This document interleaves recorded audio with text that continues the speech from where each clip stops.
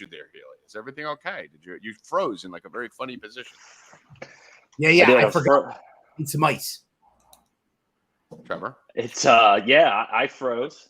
Computer shut off. Trevor, on what me. are you doing? I've been so frantic all day. Craig, I gotta have a drink.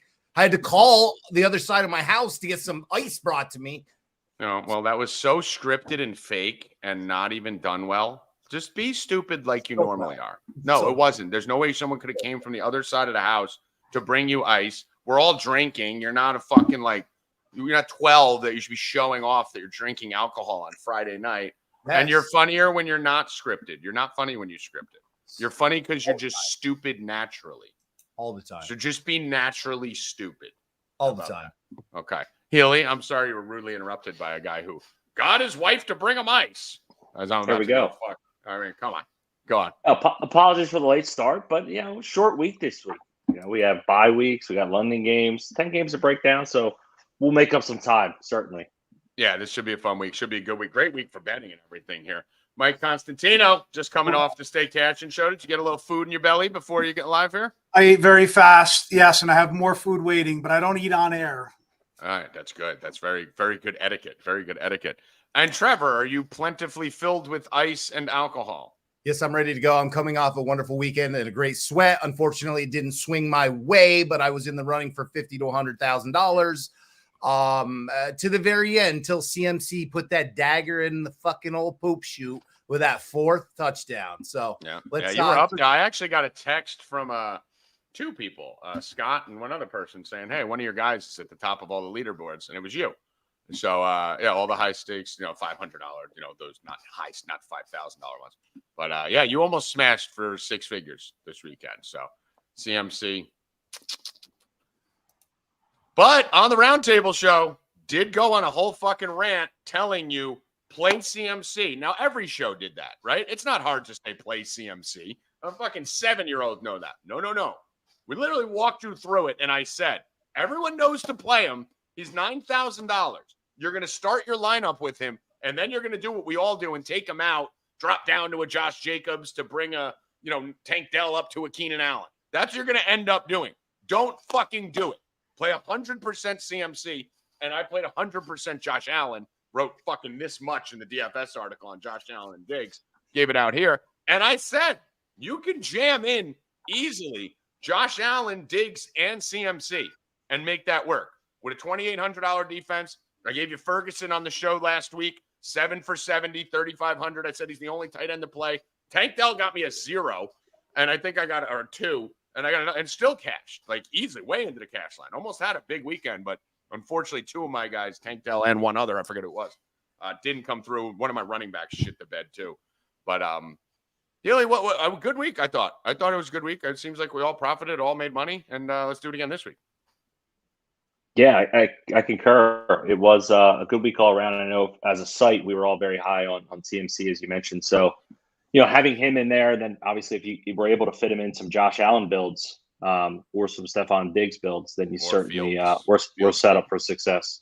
Yeah, and I think a lot of people the nut lineups ended up being the Fields, DJ Moore, CMC builds too. I said in my article, if you put Josh Allen, CMC in there, you got a 75-point ceiling. Nope. 90-point ceiling. That's what you ended up getting out of it. So, and then Diggs threw on 40 on top of that. So you basically started your lineup off with 140, 150 points before any of those 3 played, which basically probably alone would have put you at the cash line.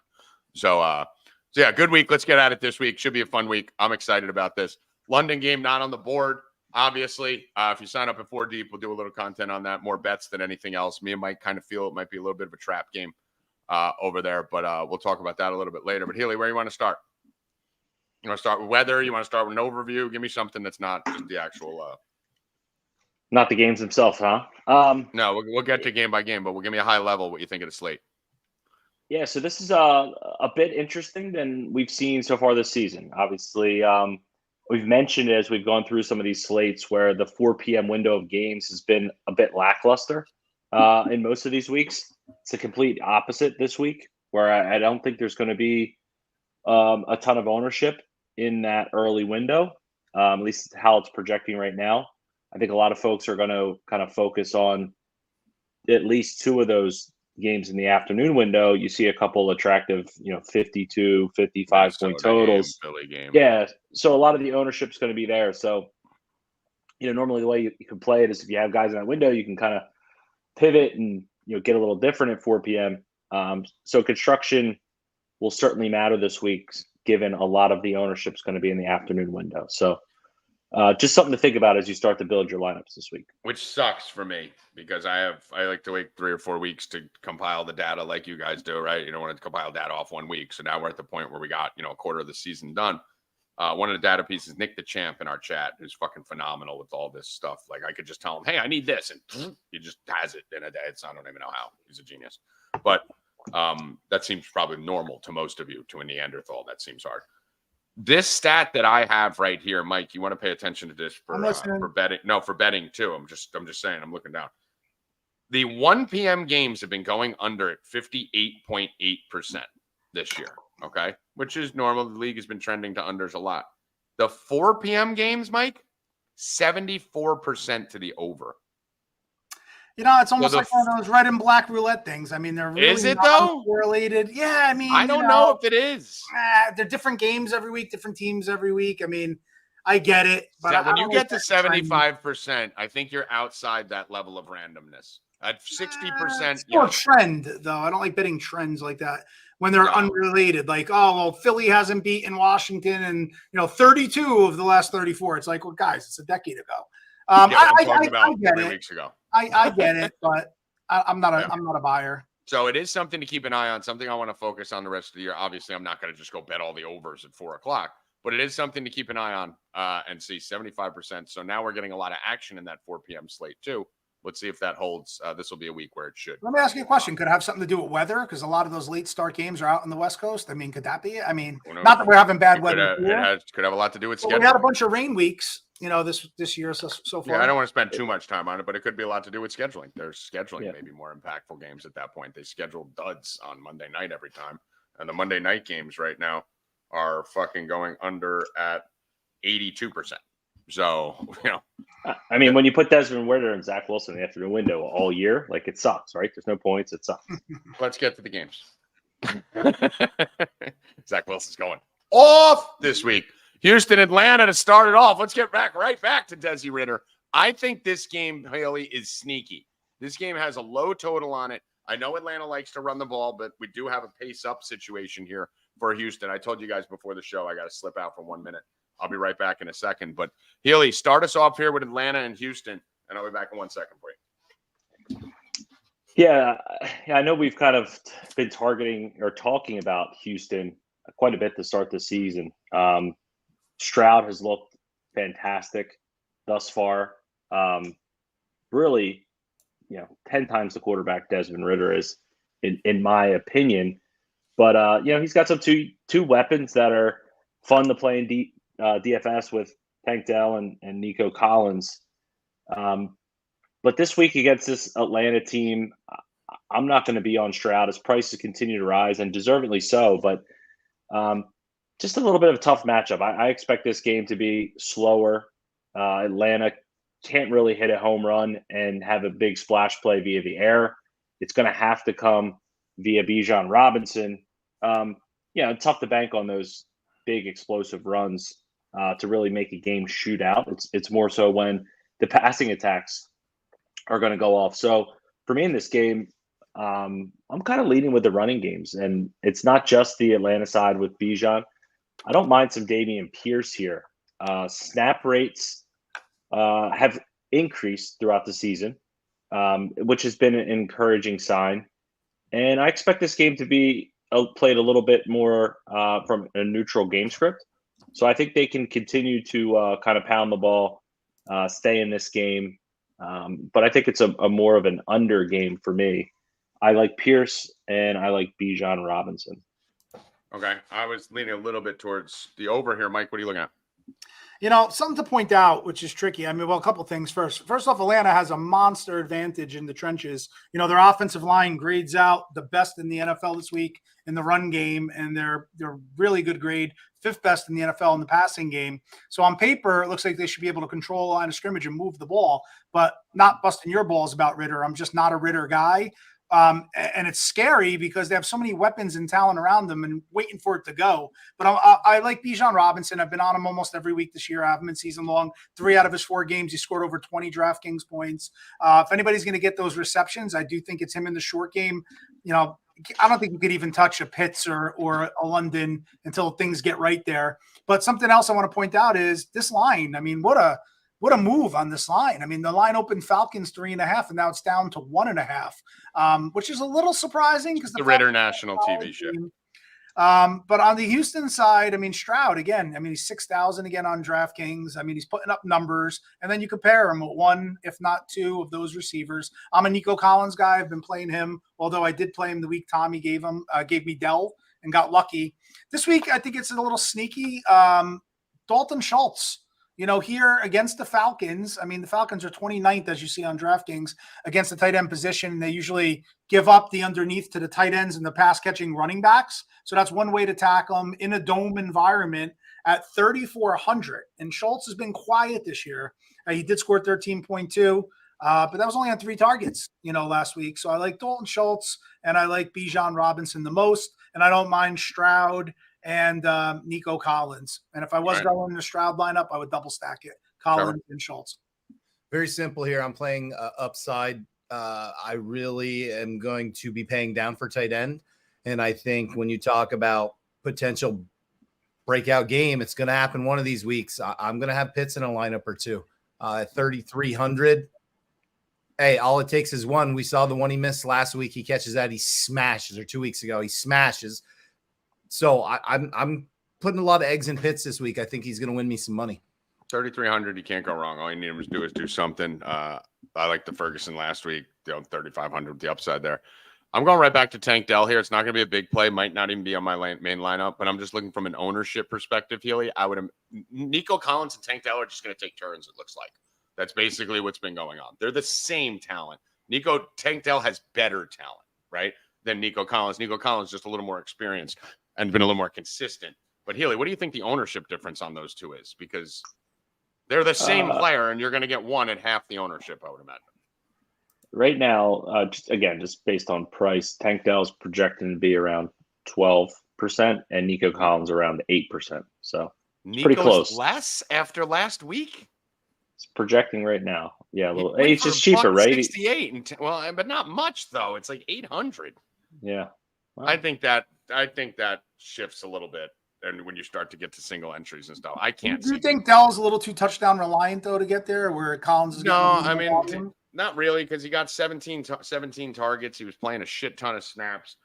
Last week he had 3 targets. It was just an aberration, just a weird game. They won 30-6 too. So obviously they're not going to be pushing the ball upfield. Pittsburgh couldn't move the ball. It killed the whole fucking game flow. But he had 17 targets and 12 catches in those 2 games prior. So, but he does have more big play upside than Nico Collins. That's the one thing I would say. So I do like tanking this. I do like everything you guys said. I'm not going to repeat it. Don't like Ritter as a play. Don't like any of the quarterback. I like Stroud as a play. He was my sneaky play last week. But I do like the Ritter prop over 179.5. He's better than you saw in the first half of last game. That was an aberration. I don't know what the fuck that was. That'll never happen again. 26-0. 26-0 at home as a starter in his football career. Falcons minus 130. The end is near for Ritter. It is not near, you fucking idiot. Are we making the bet or what? Are we making the bet? Are we making a bet or not? I mean, this could be it. All right, we're making a bet. This could be Heineke. You got to do the double down and get paid. What do we want? You got to double down and someone else just sit here and not pay to 500. That's great. I'm good for me, but I'm giving you chumps. I keep reminding you. Let's go. Let's double down. Double or nothing. The man code. I need Jerry here. You want the Ritter 180? I don't have my number up for Ritter in front of me. So. All right. Let's go to Carolina, Detroit. Obviously, we got some injury news here that we have to talk about before we start through with the sun god. I'm on Ross St. Brown.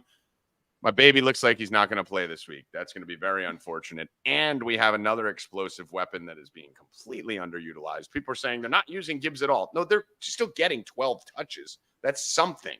So when we were talking on a Stay Cashin' show, it said Gibbs may be out too.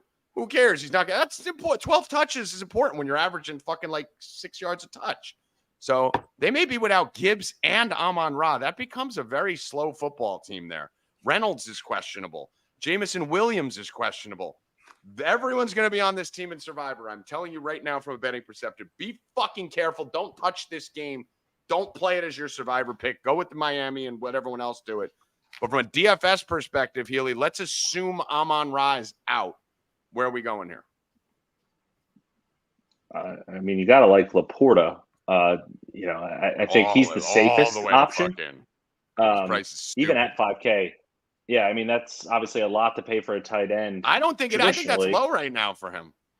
Well, yeah, especially if Amon-Ra. It's a lot for a tight end, but with Amon-Ra out 5K, I'll gobble. Yeah, let me get that. Yeah, I mean, obviously we got to see, like, is Jameson in? What kind of news do we get? Is he going to be on some type of pitch count? I had one catch in 4 games last year. We're really worried about him too much.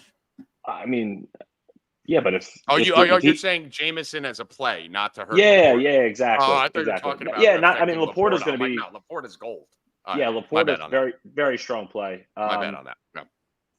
David Montgomery's a strong play here. Carolina really hemorrhages via the ground. He's the bell cow. They really trust him in pass protection. He's getting everything around the goal line. He's got a great nose he gets in when he gets opportunities down there. So hard to argue against David Montgomery in this matchup. I mean, you could say if Amon-Ra's out, they're going to sell out to really stop the run, which could open things up. That's where I would like a Jameson Williams if he's in there as just a big play, big splash play option at 4K. 4K. I wish he was 3,300. I mean, the guy's had one catch in the last 2 years. Why is he 4K? But okay, fine. And then on the Carolina side for me, with Young under center, they're just struggling to put up points. Like, I think they're like sub 15 points. This Lions defense, very stingy. I think it's going to be a tough spot. And Adam Thielen, full PPR site's the only guy I'm really even going to consider this week. I don't think there's some big play upside against this Lions. Again, I respect them. He'd be the one guy I consider from the Panthers this week. Yeah, the only thing is exactly what we said last week. You're going to need 7, 8 catches to get the value, but he did it. 7 for 70 or whatever he got. Mikey, what do you like? Anything? My favorite play in the game is Montgomery. I mean, outside of the obvious, the bell cow, but the eye test, man, he's running hard. He's hitting the hole. Looks skinny. Yeah. Tommy said the key word too. He's pass blocking very well, and that sometimes makes the decision for a running back to play even over a faster or more talented running back. I think another thing here with St. Brown banged up. I mean, it does reduce the target tree, so we could go Laporta here at 5,000. He looks the deal, man. He looked like a fucking Gronk running down the seam in the last couple of games I saw. Goff likes him. So I do like Laporta here, and I like Montgomery on the Lions side. I think a sneaky defense. Ilya, I'd love to know the projected ownership on the Lions. I mean, because they're a little pricey at 3,800, but 2 double-digit weeks in a row. They're very good against the run, which is going to force Carolina to pass here. And, I mean, Hutchinson's a fucking beast. Before he'll even on the back end as well. I think they're sneaky. So I might like Montgomery, Laporta, and a little defense combo cooking up there. And then on the Carolina side, I think the quarterback sucks. I'm really not a fan at all there. So it's hard to like the receivers. But if it was anybody in this dome environment versus a familiar opponent, it would be Adam Thielen, who's, putting up the numbers, putting up the volume. But I don't necessarily have to get the Thielen. But I'm going to have a lot of Montgomery and Laporta this week. Yeah, Laporta's the play. I think you play 10-point home favorite, running back 3, They're not going to win by 10. Yeah, this is going to be a trap. This is going to be a little trappy here. Just a little bit weird. I wouldn't over analyze the game flow in this game. Laporta, you could condensed usage, right? Laporta, you could play in the flex. You don't need to play him at tight end. You could play him in the flex. He's putting up flex numbers. He's a flex type talent. I told you guys before the season started. I'm glad to see everyone agrees now in this game. Bryce Young is the worst quarterback I've ever seen go first overall in the history of the NFL, and it's looking like that. And Sam Laporta is a top 5 tight end by the end of the year. We've hit his prop every week. We played him in DFS every week. This is a guy who can go get you 8 for 84 and a touchdown and pay flex value. So if you need to save money, you could put a 3,200 punt with a Laporta for 5, and now you could jack up the rest of your lineup, Healy. I also think what Mike said, I love Detroit defense. I think it's a great seasonal ad, too. They're available almost everywhere. I added them in 4 seasonal leagues. If they're still out there, get them. 3,800's a haul. They're not going to be over a high percentage. That's too high a price for them to be chalk. So they are probably the chalk play, but they will not be chalk owned. So everyone's going to tout them. No one's going to play them. Kind of like what we said with McCaffrey last week. So I like it, Mike. I think you could take a shot there if you got the extra money. I see Healy nodding. It seems like he agrees that they're going to be low owned. So Trev, do you have a sneaky play here? And then I'll start the next game off with you. No, I just want to get in for 2 seconds on the why. So you're looking to differentiate. Well, a great way to differentiate, a lot of people don't do it, is to play 2 tight ends. So if Laporta fits into that flex spot, you go 2 tight ends, they get you 20 points. You've differentiated yourself from a lot of people. Number of times I've seen lineups with 2 tight ends win. So I just it was a thing. Flex. It was a thing for a while. And the thing you got to make sure of, Healy, you don't just play 2 tight ends. You got to play 2 tight ends who have some upside, right? Like you're not just going to go play like guys that fall into the end zone to hit value. You need a Ferguson. You need a Laporta. You need someone like that that can get you to 20. A Pitts. Yeah. Their Pitts is fine too. Yeah. If 3,300, you're looking for anyone in there who's got a little upside.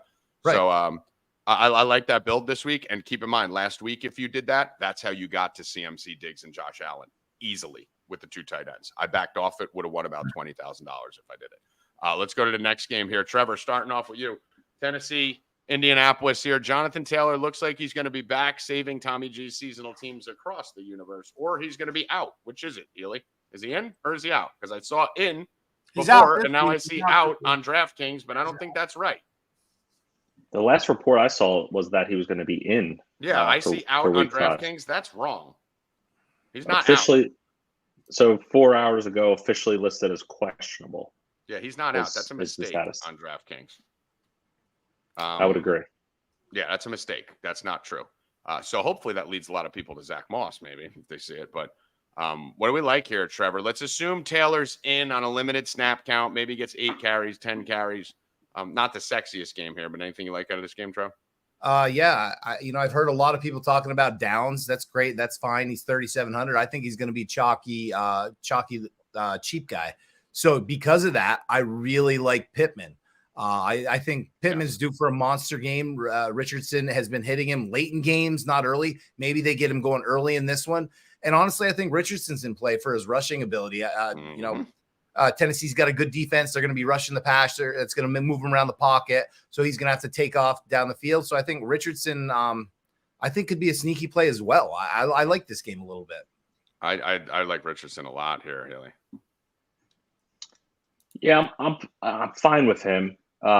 It's just it's a little different for the quarterback, but this run, they really just shut down the run so well. So I like the fact that if you're going to play him, to pair him, where he's normally a quarterback you can consider playing naked just because of his rushing upside. But I think this is a spot, if you play Richardson, you do want to pair him with a pass catcher, because I think he will rack up a good amount of passing yards in this one. I think this makes for, like, this isn't going to make my main lineup, neither Richardson or Pittman, but I like what Trevor said. This makes for a really interesting GPP tournament, because once we get the news that Taylor's in, which I think we're going to get, that's going to pull everyone off Pittman. It's going to pull everyone off Richardson, because they're going to, and Taylor may not even fucking touch the field. We don't know how much involvement he's going to have. Hopkins is a great matchup as well. I mean, it's a sneaky GPP stack in in this one. Yeah, it's a sneaky. This isn't a main lineup play, but this is definitely a sneaky. So Richardson's 7K too. I don't know if a lot of people are going to feel comfortable pulling the trigger on a 7K guy in a game like this with a total at 42. So a little sneaky opportunity here in this game. Mike, anything you like here? I know we'll move you on. guys said the names that I was looking at. Only Richardson, maybe only Pittman.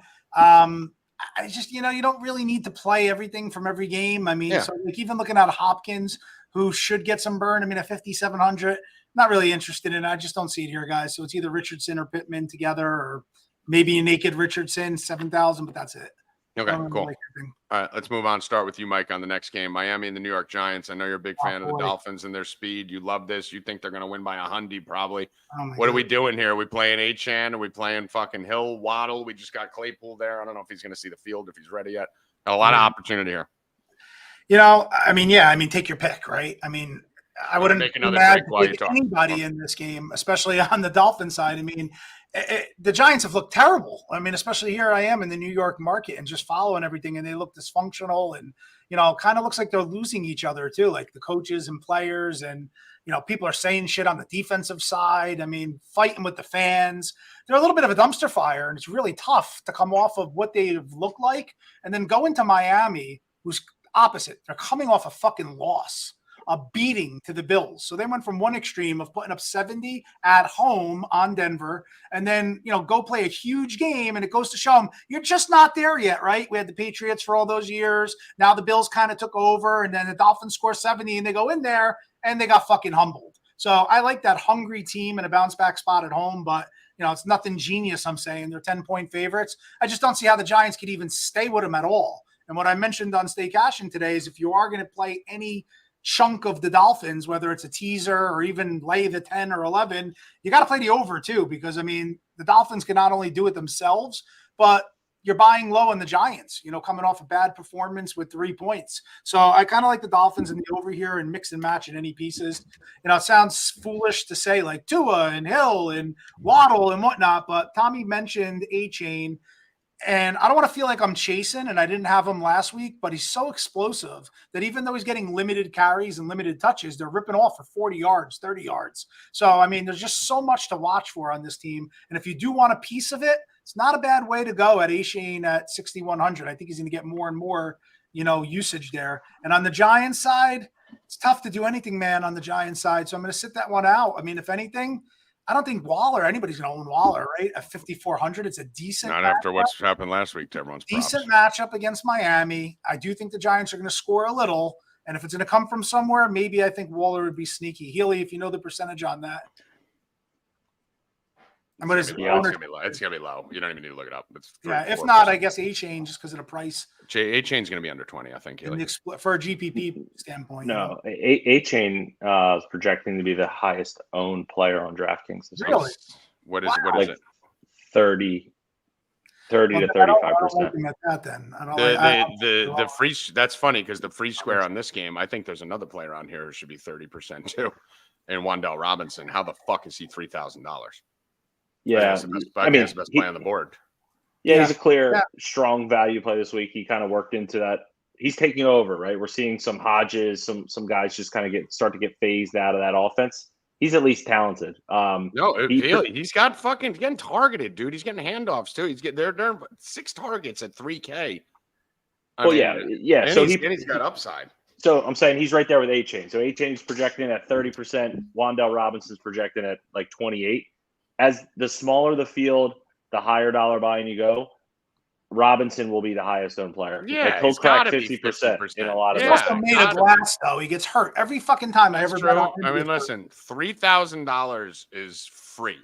It's a free player, and you have a free player who's dynamic and athletic. We don't need to beat a dead horse but he's way more worth. I'm fine fading A-Chain at 38%. I'm not okay fading Robinson at 50%. Yeah, I will, but I'm scared of that. Like even a 12 right there pops off the rest of your lineup. If he's chalky though, would you still like it? All in because he allows me to get CMC. Whoever you're looking for on these slates, Justin Jefferson, whatever it is. But he allows me to get to the guys. I know CMC's not on the slate, but he allows me to get to the Jeffersons and the Hills. So I'll just take the free square, cross it off, take half the field who doesn't have him, and go beat him with the rest. So.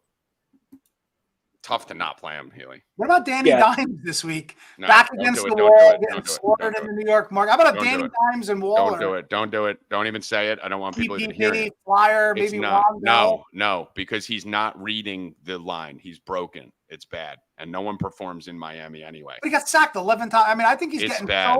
Yeah, but why? I gotta ask a question. Everybody's all over Danny Dimes, not for nothing. The guy's under pressure on every fucking play. Mike, I did a whole thing on TikTok about it. 5 of those were his fault. Six, maybe 7 of those were his fault. Take a 3-step drop. He takes a 3-step drop and then he drops 2 more steps. That's why I saw your thing. He should run the lane. Yeah, he's got that lane all day. He should run for $140. He's an idiot. His eyes are too close together. No one's gonna own them. No one's gonna own him because he's gonna score 3. His eyes are too close together. He can't see the tackles. That's the problem. I said he looks like a character from like the Sunday Funnies, like a pencil drawn. He looks like a cartoon character. Yeah. So what else do we like? Who's our favorite play from this, Healy? Outside of the Wan'Dale A-Chain we spoke about. Give me your feelings on A-Chain and then tell me what else we're doing. Yeah, it's hard to argue how explosive he looks, but at that ownership percentage, and if they're going to continue to split, why wouldn't you consider some Raheem Mostert in some large field tournaments? I mean, we've seen him explode for touchdowns just 2 weeks ago, right? I mean, he also went for 4 touchdowns. Certainly think A-Chain's going to still be the primary back, but if you think the Dolphins are going to wax them here, are they going to leave their young stud running back in the game? I'm not so sure. Same at the receiver spot. Jalen Waddle, he's overpriced. I get it for his production, 7,500, but he's going to be sub 2% this week. So everyone's going to pay for Hill, which makes sense. But you're going to have Waddle sitting there at 2%. I think he makes for a pretty interesting tournament play this week. How much did we pay for Christian McCaffrey last week? Almost 10K? 8,800, I think. No, 94. Over 9. I think it was, 94, 92. I had him in the lineup. It was like 94, 95. Wow. I'm going to tell you something right now, Haley, which is going to sound probably crazy, but I think this is the move. I think the move right here in this game, I think this game can end like 50-7, right? Like this game could get ugly in this spot. I'm playing A-Chain and Mostert. I'm paying 12 grand for my running back position. And I'm going to go out there and not give a fuck who scores it. I don't think Tua has to throw. I don't think they want Tua to throw in situations like this. We've already seen a game in week 3 where A-Chain went for 54 points and Mostert went for fucking 45 points, right? So that's 90 between the two of them. Basically, to get this, I'm going to need about 50 points out of these two combined, right? I think we get it easily. I think you're looking at 35 carries between the two of these guys in this game, and A-Chain only needs 10 to hit 20, 30. I don't hate that. What do you think, Healy, of avoiding Tyreek, avoiding Hill, avoiding the whole thing, and just hope this is the Giants are like one of the worst teams against the run too? What do you think? Is that crazy? Because that is my main lineup build right now, only because when I'm looking at the rest of the guys on the slate, and I'm sitting there going, all right, there's no CMC on this slate. Barkley's questionable. Do I want Bijan? I don't know what the game flow is going to be. I don't really want Henry on the road in this spot. Kyron Williams is in it, but now we're getting down to like 6K guys. So I'm not worried about a fucking CMC or some of these top backs blowing the fuck up. I think we're gonna have a lot of David Montgomery. Obviously, is one that makes it tough. I think it's a safe week to do this, Bri. Well, I will say safe, but I mean, you just need the game script to go safe, right? As you're predicting. What's the worst case scenario for them? Everyone go right now. Miami running game. Let's assume they get all of it. What's the worst case scenario? How many yards and how many touchdowns? 102, 101. Yeah. I mean, probably higher than that, right? Buck 50 and 1 between the two of them. Like that's the probably absolute floor of 20. And you spent 12K. You're still probably almost a 2x when you count receptions and shit. I mean, these guys catch the ball too. Your worst case scenario on this is 2x, Healy. Your worst case scenario is 2x. Yeah, I mean, you're not winning. Your upside is 7, but there's a lot, and it's. But you don't want that. I'm just saying your upside 7x. Yeah, and again, you're playing into what is perceived to be a very popular game, but you're doing it in a contrarian way. Contrarian way to get a piece of Miami. Yeah. Yep. I'm doing it. Fuck it. Before you move on, I just want to add one more thing to that because I'm building lineups as we talk. I like to just see how they go. And I love what you just said there, but here's the other part too. A lot of those points for Mostert and A-Chain came when the other team was dejected and they're just so the fat. Giants are dejected. Yeah, I'm saying you put your head down, they're fucking gone. Yes. So the Giants are in such a low spot right now. If they come out and play hard in the first half and then, they kind of quit almost and start infighting, these guys can rip off a 4.2 40, 80 yards. So Tommy, I don't hate that at all. I mean, I love, dude. Let me look at it this way, and let's spend a second on this because this is a risky move. Let's say you didn't do this, right? Healy, let's say you spent the same amount of money. Let's say you spent 12.3 at running back, right? I'm going to give you Montgomery at 6,600, and maybe who do you like best out of this group? Nixon, Kamara, Swift, Moss, Connor, Madison. I like Breece Hall for cheaper. What are you talking I about? like Breece Hall a lot. Breece Hall. I like Breece Hall a lot in this game. All right. So all right. So let's do that. Let's go Montgomery and Breece Hall. Yeah, it's 12,000. Versus Miami's rushing total.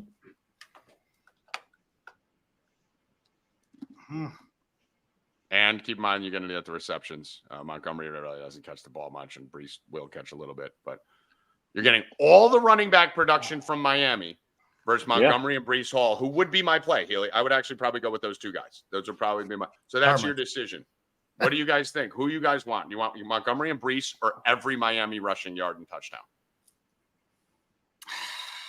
I mean, just because the Jets involved somehow, I would say The I Miami want Montgomery and explosive offense. There's one reason I want Montgomery and Brees. You know what scares me is Tyreek Hill has told us all what he's going to do this year. So Yeah, I mean, listen, Montgomery. that's what scares me. Montgomery be a porn star. What did he say? Yeah, Yeah, he's gonna be a porn star. He's gonna go get a porn star. So now, when we look at it here, receipt. Now when we look at the ownership, Healy, A-Chain, let's put him at 35, right? And let's put Mostert at 5. We're looking at 40% total ownership. We're probably looking at Monty at 30 if Gibbs is out, at maybe 40, and Brees is probably going to be 20, right? Yeah, I have Brees at 21 and Montgomery at 20. So I mean, dead on, like cumulative ownership wise. Yeah. So listen, we're kind of torn, right? It's close, and you're on a complete different build than everyone there. The beauty of this too is you're secure from an injury, right? Montgomery gets hurt, your fucking lineup's fucked. Mostert gets hurt, it's all A-Chain. A-Chain gets hurt, it's all Mostert, right? So you're basically injury proof at running back. I'm doing it. Let's see how it works out. Let's go to the next game. New Orleans, New England. What do we like here, boys and girls? Healy, start with you. Fucking nothing at all, Yeah, man. okay. This, I mean, the Pats secondary is like extremely banged up, but I mean, Carr didn't look like he could throw the ball down the field. Again, this By the way, is let me just stop you because there was a great point from Brad, and then we're going to lose it in the chat. Brad said, I think you throw Miami defense into that build too. Not a bad opinion, obviously, there, if we're going to get the fucking maximum upside. Yeah, play. I like the Lions at the same price, though. Yeah, I overplayed with that. No, too. no, he's saying for the correlation. Yeah. If it is going to be a 50-3 type game where they're going to run the fucking ball like crazy. Not bad input there. Sorry, Healy, carry on. Yeah, I was going to say this with Carr at quarterback, like we saw, like he wasn't willing to even try to push the ball down the field. Like if Winston was here, I'd have some interest, but with Carr under center, Kamara might catch a ton of dump offs like he did last week, but Pats could still stop the run. This game's in New England, but New England can't move the ball. They're too slow. We saw them bench their quarterback last week. So a ton of disarray there. This game, for the most part, is just a complete cross-off for me. I told you guys last week that Dallas was going to beat them by 100. I mean, this Patriots team is so much worse than people realize, Mike. It's really bad. It's so slow offensively. It's a really bad offense. I just don't know if there's anything you can go here. I think you could look to the Saints, at 3K against this offense, getting down, save a little bit of money. This is a team that's has 4 or 5 sack upside potential, could shut a team out realistically. Don't love that they're on the road, but what do we like here? Olave, probably the biggest disappointment in the whole NFL last week outside of Keenan Allen. Don't know what the fuck that was with that performance, but anything It was like Derek Carr. But Derek Carr played in the first 2 games, and Olave did good. I mean, like, yeah, but guy had a broken shoulder. He shouldn't have played. It should have been Winston. Yeah.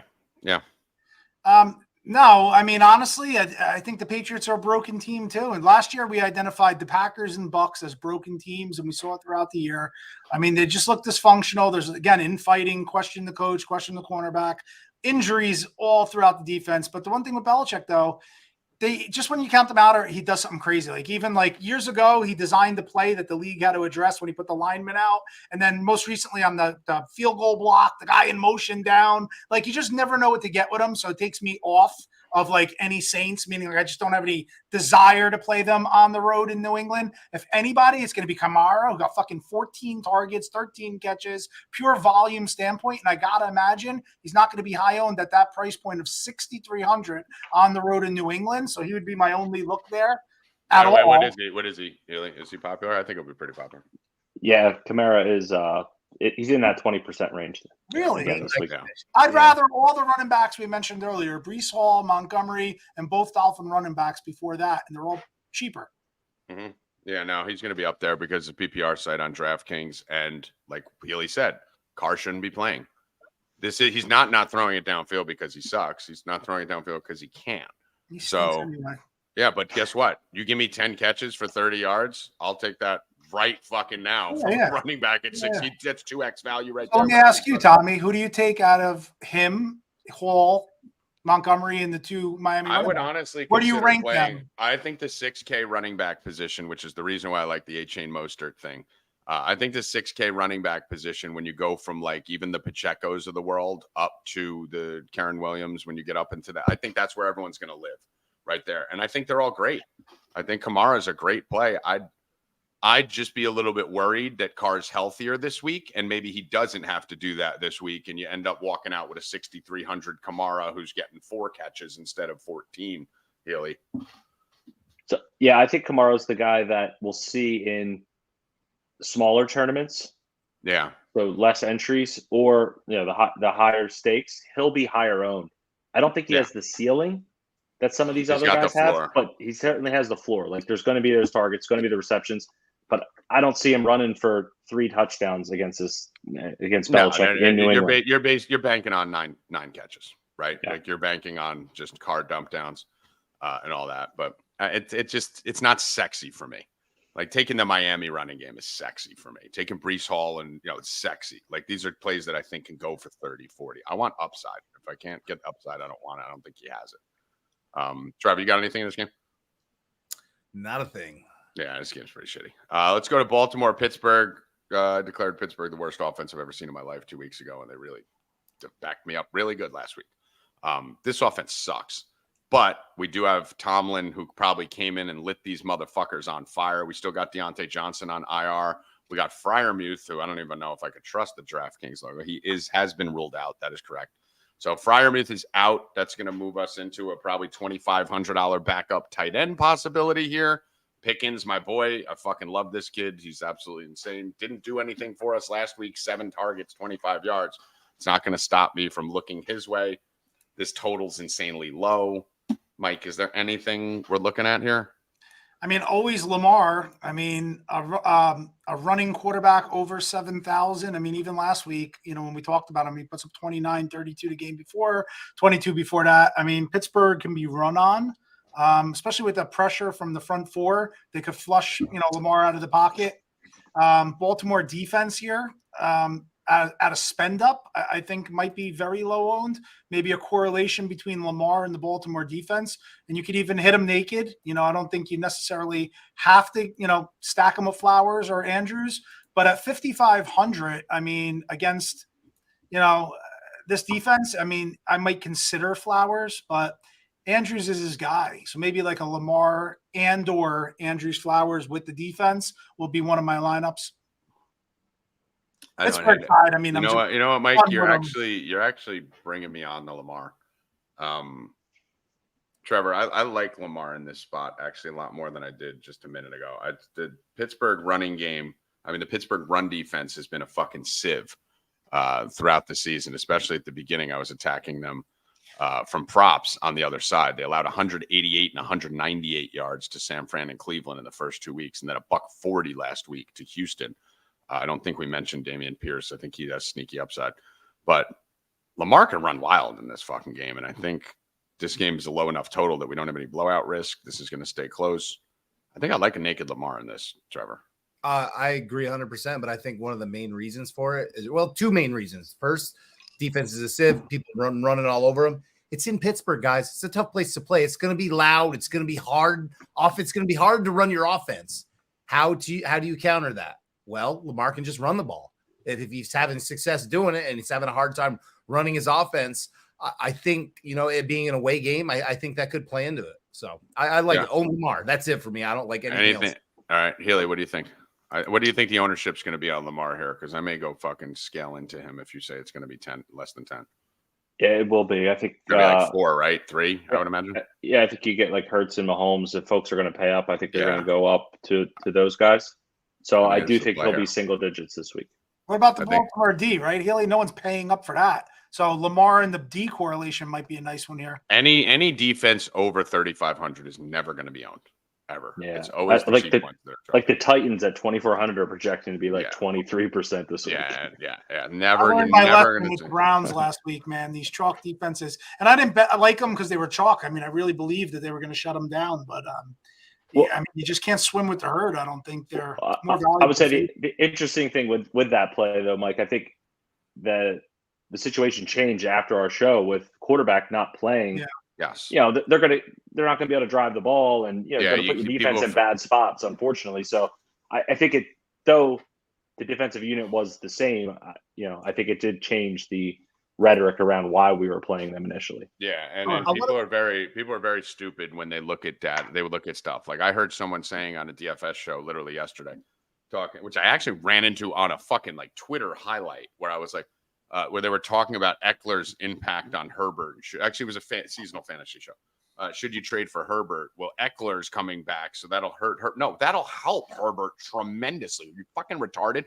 The thing people don't understand is this is where I used to make all my money in DFS. You zig when they zag, right? People will be like, oh, this game's going to be a blowout, so we can't play the quarterback. Well, how's it going to get to be a blowout, first of all, right? And, they're just wrong in a lot of these situations because they forget the fact Saquon's out, so go all Daniel Jones because you're going to have – no. You need to build drives. If stars are out, yes, it's like this guy's going to get all the volume because all the stars are out. But your drives are going to be 3 plays instead of 9 plays. So you actually want the talent there in most of these situations. So, yeah, I agree with you, Haley. When you take the quarterback out of the equation in that situation, it changes the whole dynamic of the whole game and their ability to keep drives, field position, which then hurts defenses. Any other sneaky play here from anyone in this game? Healy, anything? Go. You can go ahead and go first. Yeah, I want to go just the opposite here. I've heard a lot of chatter on the dark web about Zay Flowers. Can we just stop there for a second? Yep. Okay, I'm good. You understood that? You got that? I just wanted to let that sink. I don't think I need to even speak on it. I just wanted to let everyone let that sink in. Trevor's heard a lot of chatter on the dark web about Zay Flowers. Zay Flowers featured on the dark web. That sink in. Right next to some chick blowing a goat and then cutting its throat and drinking its blood. There was a post about Zay Flowers on the dark web. Carry on, Trevor. No, I'm off him. I'm completely off the passing game here. I'm hearing a lot of talk about Zay. And what are you hearing? Who's talking to you? Listen, I hear things. Go on. That's it. I just went the opposite direction. Oppo. Trevor's doing research on the dark web, really. Yeah, I think the spot Tomlin plays this team tough. I know you guys said you like it to stay close. I like the Steelers in this game. An ugly win. Lamar, I haven't validated this. I did read a stat earlier. He's only played the Steelers four times in his career. That's crazy, I don't know right? Yeah, because he keeps missing. Like he's been hurt. He's just been sitting. I saw not a ton of data on him playing, against Tomlin and the Steelers, despite being in the same division. I like a little George Pickens here. The Ravens, they're giving up a ton of receptions to outside receivers. I think the 5th most in the league. So don't mind a little George Pickens here. Obviously, with no Freiermuth, a few more targets, maybe some red zone targets. I think you're just throwing blind darts if you think you know what's going to happen here at tight end this week for the Steelers. They got 2 bodies that are going to throw in there, but I haven't come across any reports that were with any validity that kind of would say one guy over the other, who's going to kind of take that primary pass catching role at tight end. So I'm just going to stick to George Pickens. I likely won't be on any Ravens here either. All right. Yeah. I mean, for me, it's Lamar. It's Lamar with a bullet. He's my favorite quarterback right now. I think this is a great spot for him. Do like the Pickens play though. I do. If you go Andrews and Lamar, I don't play quarterbacks that can rush for 3 touchdowns naked. I mean, with pairing. I know everyone likes to do that. Oh, you got to get your upside. Not this year, dude. There's too many weapons right there, especially if you're talking about Odell possibly coming back, which I think he should be back in this game. You got Zay Flowers, you got Bateman, you got Andrews, you got Beckham. And you're really looking for, if you're looking for a ceiling game out of Lamar, you're looking for 100 rushing and 2 touchdowns. Like that's the ceiling. The ceiling for him isn't throwing for 370. So you don't need to pair him with anyone. Like you actually want him to do it all on the ground on his own because you're getting 6 for the touchdowns instead of 4 in those situations. So I actually like Lamar naked here. I'm not pairing him with Andrews. Let's go on to the next game here. We're Final 4. We are at Cincinnati, Arizona. I'm kind of looking at the Cardinals defense here a little bit. I think Burrow is a little hurt. Is a little cheap. Might have a little opportunity here at home. But a couple plays in this game. I think Dobbs is an interesting play at 5,200. This guy's been balling out secretly. I picked him up in my seasonal leagues.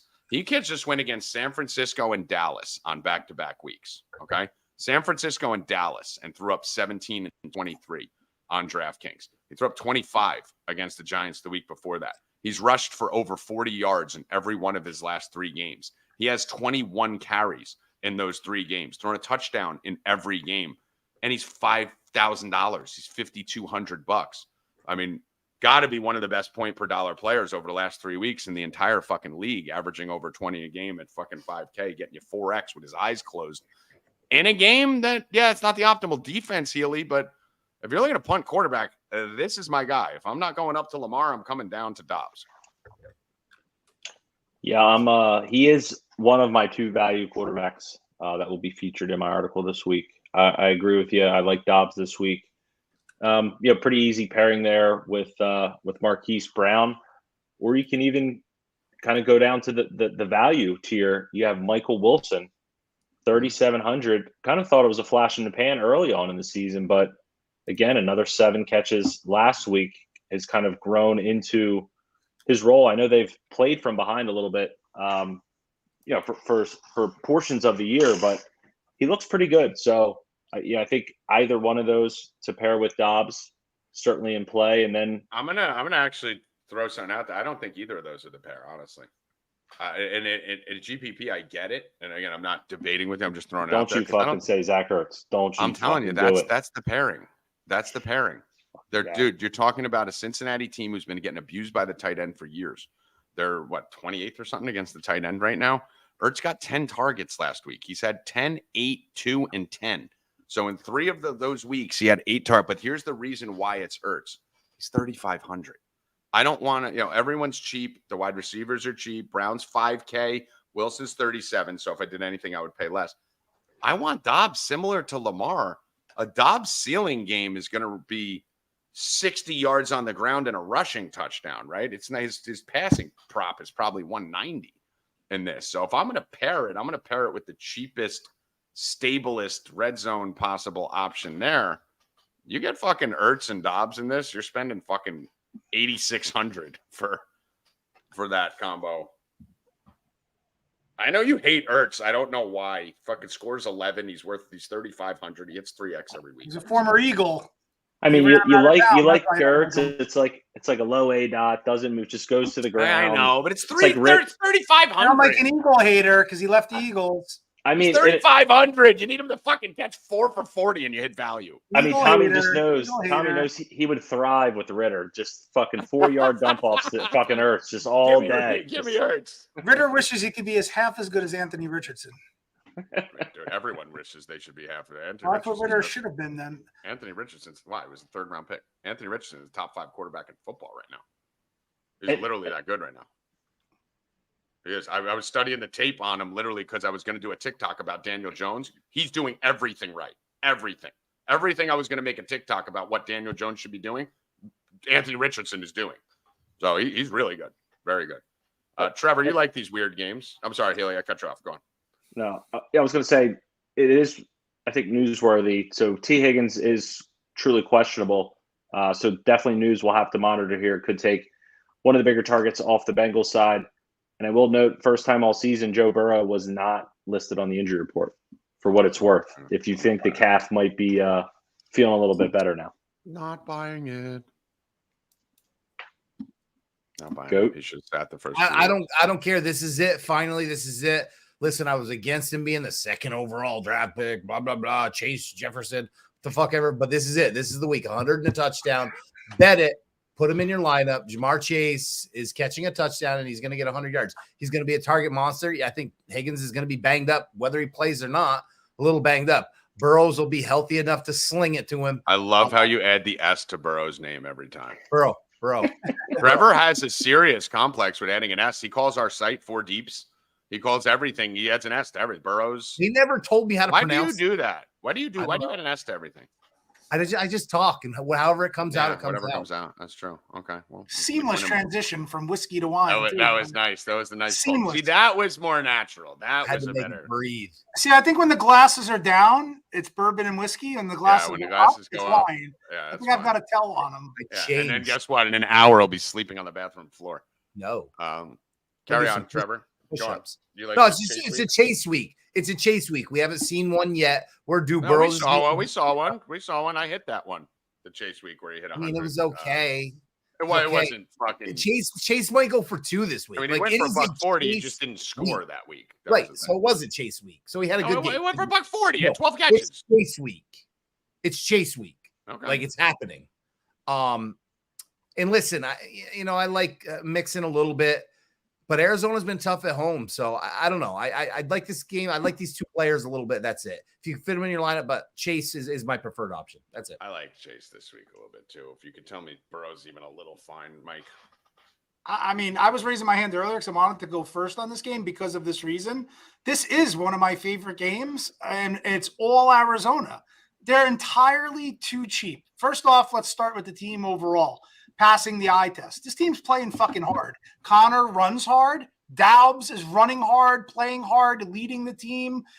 These young receivers are playing well, and they're all too cheap, including Hurts. I don't hate Hurts either, but I'm probably going to do Hurts it. Hurts, you mean? Ertz. I said Ertz. I didn't. Oh, you didn't say that, but you meant that. Go on. Yes, I did. Okay, you want to watch the tape or no? Yes, you said Okay. Trevor puts an S on it. If this doesn't work out for Tommy, he's going to be like a dictation coach. He's quit. No, listen, I'm correcting so we all talk fast, right? And we all talk a million miles an hour, so we say shit. I watched someone on TV, or I watched Orlovsky call Sean McVay, and he made a mistake, and his co-host didn't correct him, and it makes a new viewer think we're stupid. So if someone says the wrong name, I just correct it so that everyone Ask me. You said Hurts. I sit at home and hurting. No, you're an idiot, Trevor. We're not talking about you. You're supposed to be. You said Hurts. I'm going to rewind the tape on this and post it on Twitter if I'm correct. If I'm wrong, you'll never see the footage. Let me go back to my analysis. I mean, Healy, how can we not love this? I mean, the prices here are ridiculous. I mean, Dobbs for what he's putting up. I mean, we touched on it. I mean, very, very underpriced at the price, $5,200. Put him at a $3,500. Michael Wilson and a $3,500. Mike, he's cheaper than Derek Carr. I know, but it's ridiculous. I just think that they're so cheap. And James Conner, too, guys. James Connors is $5,800. I mean, he's going to go overlooked, I think, too. So I'm going to share with you how I'm going to attack this. So I'll play like this in either a 3 max contest or one of those like 5 max or an afternoon slate. Afternoon slate is a fun afternoon. But what I'm saying is I'll play different variations of all the Arizona Cardinals at those cheap price tags. I mean, maybe like Dobbs with the 2 receivers, and then maybe Connor. Throw Wilson on one, you throw Marquise Brown on another one. Yeah, they're just too cheap, guys. They're going to win. They're going to win this game. They're going to beat the Bengals. They're playing hard, and the Bengals are slightly dysfunctional and broken too. And mixing on the road isn't a thing. Arizona wins this game. That's another thing. By the way, first 2 people in the chat: Jim Foister, he said Hurts. Donovan, he said Hurts. Tell Donovan and Jim Foister to take a fucking walk, and I'm going to. No, you're wrong. You just hate to be wrong. All right, sorry, Foister. Yeah, I'm with Mike here on this one. As much as I want to keep ripping him for saying Hurts instead of Hurts, I'm with Mike on this one. I think Arizona's way too cheap in this game. Dobbs, but fantastic value there. I don't know that Arizona wins. I think they should win, but Burrow has had a history of starting off 1-2, 1-3, and then fucking pulling a rabbit out of his ass. I see this as being a last second fucking Burrow win on a field goal type thing. I do think it's going to be a close game. I do think there's a lot of opportunity. I do like the chase thing here too. I think there's a lot in play here. And guess what, Healy? We were talking about the 4 p.m. slate being the sexy slate, not because of this game, right? So everyone's going to be in Philly, Rams, and KC, Minnesota. So if you want to get a lot of exposure to this, there's a great way to do it. Go fucking game stack this at 4 p.m. Short slate. Healy, you'd probably still be low owned. Yeah, or you can think about it. If you play 2 1:00 people in your lineup and they kind of shit the bed, and you had an Eagle stack or a Chief stack, now you kind of move to this game that's going to be far less owned, but I think still has some DFS goodness in it. Yeah, and again, it's not that huge upside plays, but it gets you the huge upside guys, right? Like Dobbs and Ertz gets you Jefferson, it gets you Chase, it gets you, some of these bigger players. Do not play Ertz. Cowboys and Niners, right? Well, let's go to that game next, Mike. I'll jump to you on the Cowboys. Actually, no, that's not even on the slate. What are we talking about? No, I said Dobbs. Oh, who they played? Cowboys and Niners. And Dobbs' schedule's been a fucking nightmare, dude. And he looked good. Look good. He averaged fucking 20 draft. Yeah, that's what I'm saying. He looked good against 4x defenses. So I think this is a great spot for these cheap these cheap players. I mean, it's Yeah, like we beat it up. Let's not waste too much more time. Let's keep it going. I don't mean to cut anyone off, but yes, we're all in cheap Arizona players. Philly Rams got to go to you, Healy. Obviously, looking from an injury perspective here, we will have Cooper Kupp. It looks like will be playing. Right, going to make his debut. We're not sure how much. It doesn't matter what McVay says because McVay's fucking thinks he's the coolest guy on earth. I ignore coach talk in situations like this. I think Kupp Healy will be enough to keep me off Puka, off Tutu, off people like that. But his questionability won't be enough to get me on to Kupp. So for me, it's probably kind of let's see how this fucking week goes because I don't think anyone in the fucking world knows what's going to happen to fucking Puka when Kupp gets back. It's kind of a research game for me. But if you want to get weird, I think this is a time to do it. Probably going to see some lower ownership, right? Yeah, you certainly will on these Rams receivers. I don't. First of all, I don't think anyone's going to pay that price for Cooper Kupp. I wouldn't mind some Puka. I did like how they started to put him on the outside last week. I think that was some foreshadowing. There's a reason for that. BH. Yeah, I think they're realizing like his talent.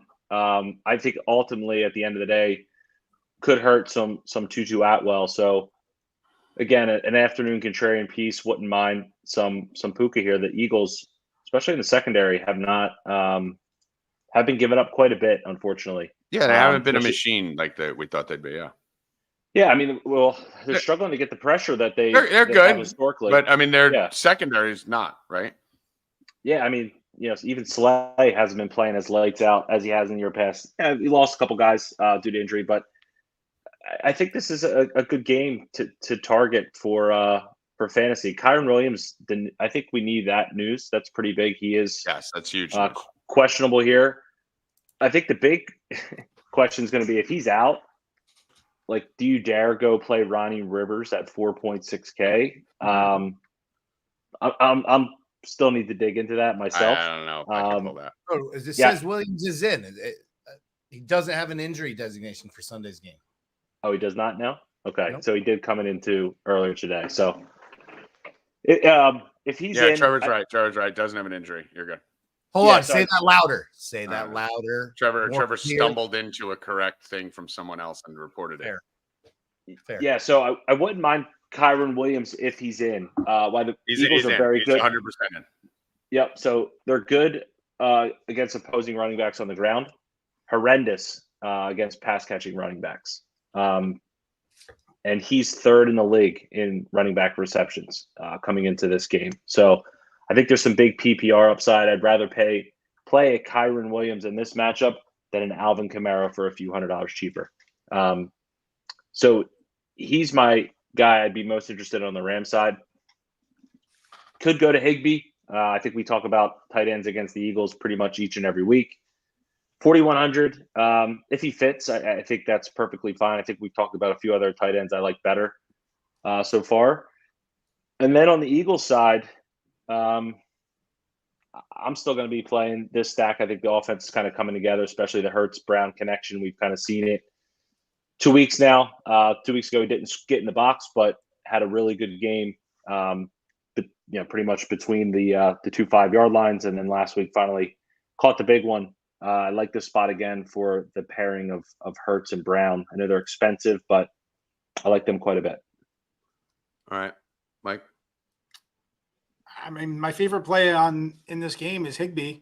I mean, attacking the Eagles through the tight end position, and it also clears us of maybe a little fade / leverage of the wide receiver mess between Puku, Tutu, Kuppy, get away from them. I don't think you ever need to play Stafford. I think you gain all your equity through the pass catchers, but I like Higbee here as a little leverage spot and attacking the weakness of the Philadelphia defense and what I anticipate to be a high scoring game, and specifically the Rams to get their points through the air. So it's a little leveragey and getting a little different. I like Higbee.